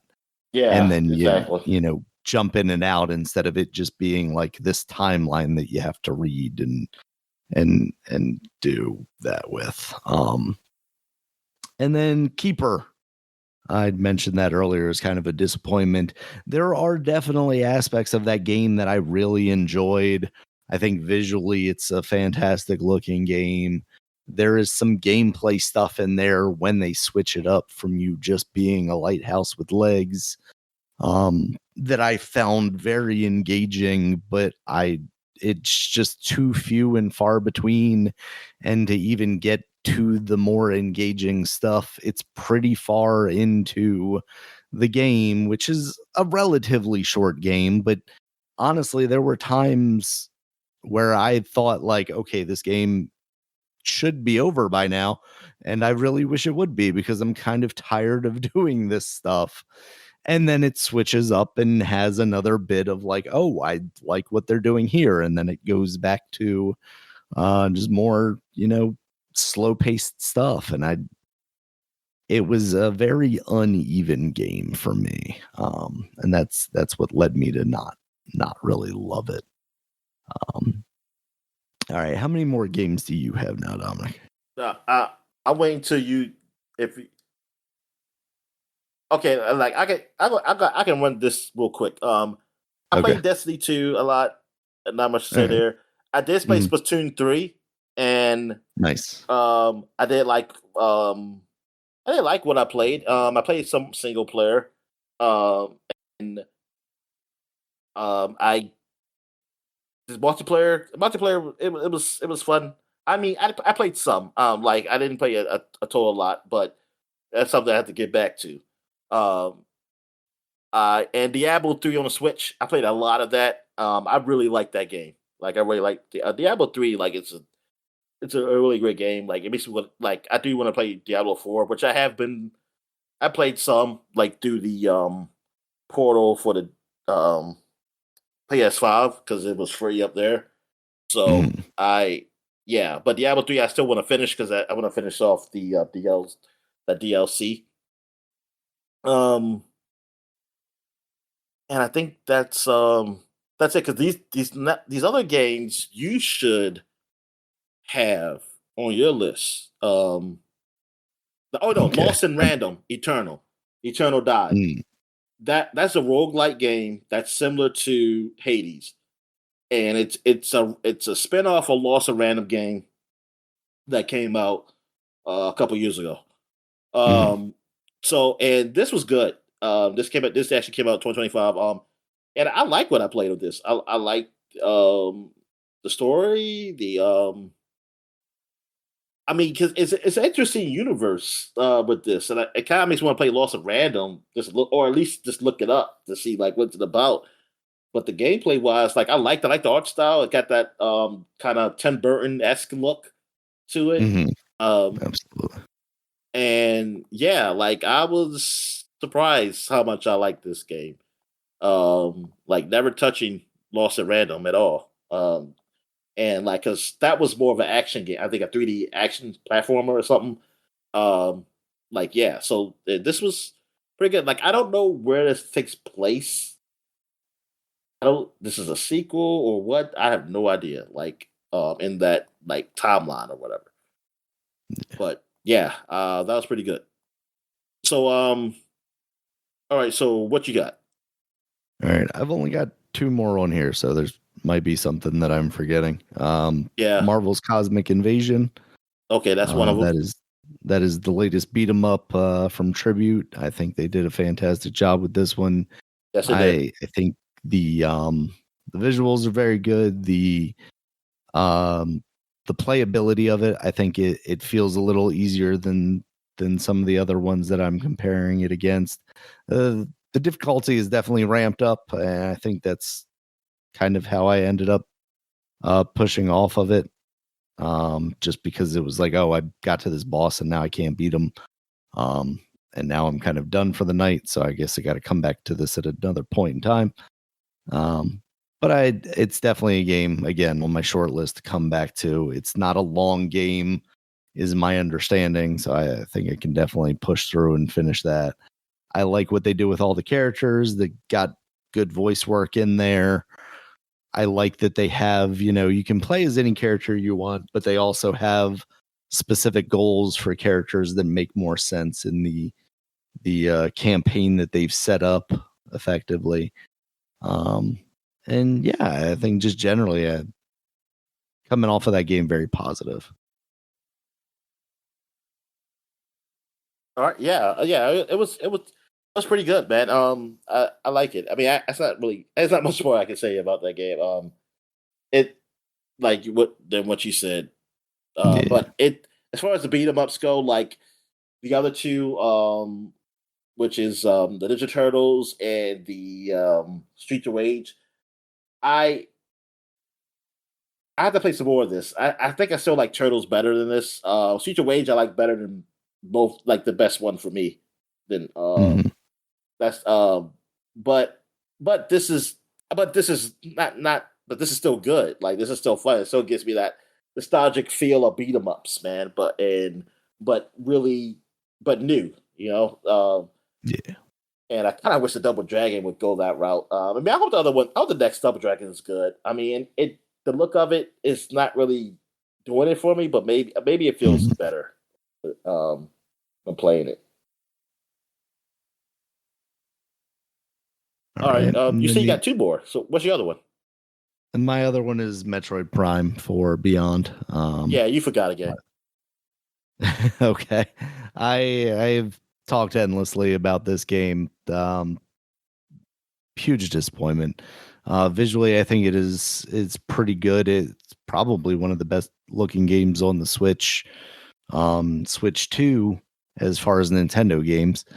Um, but just the structure of it is very poor. It feels like talk about a completely empty open worlds.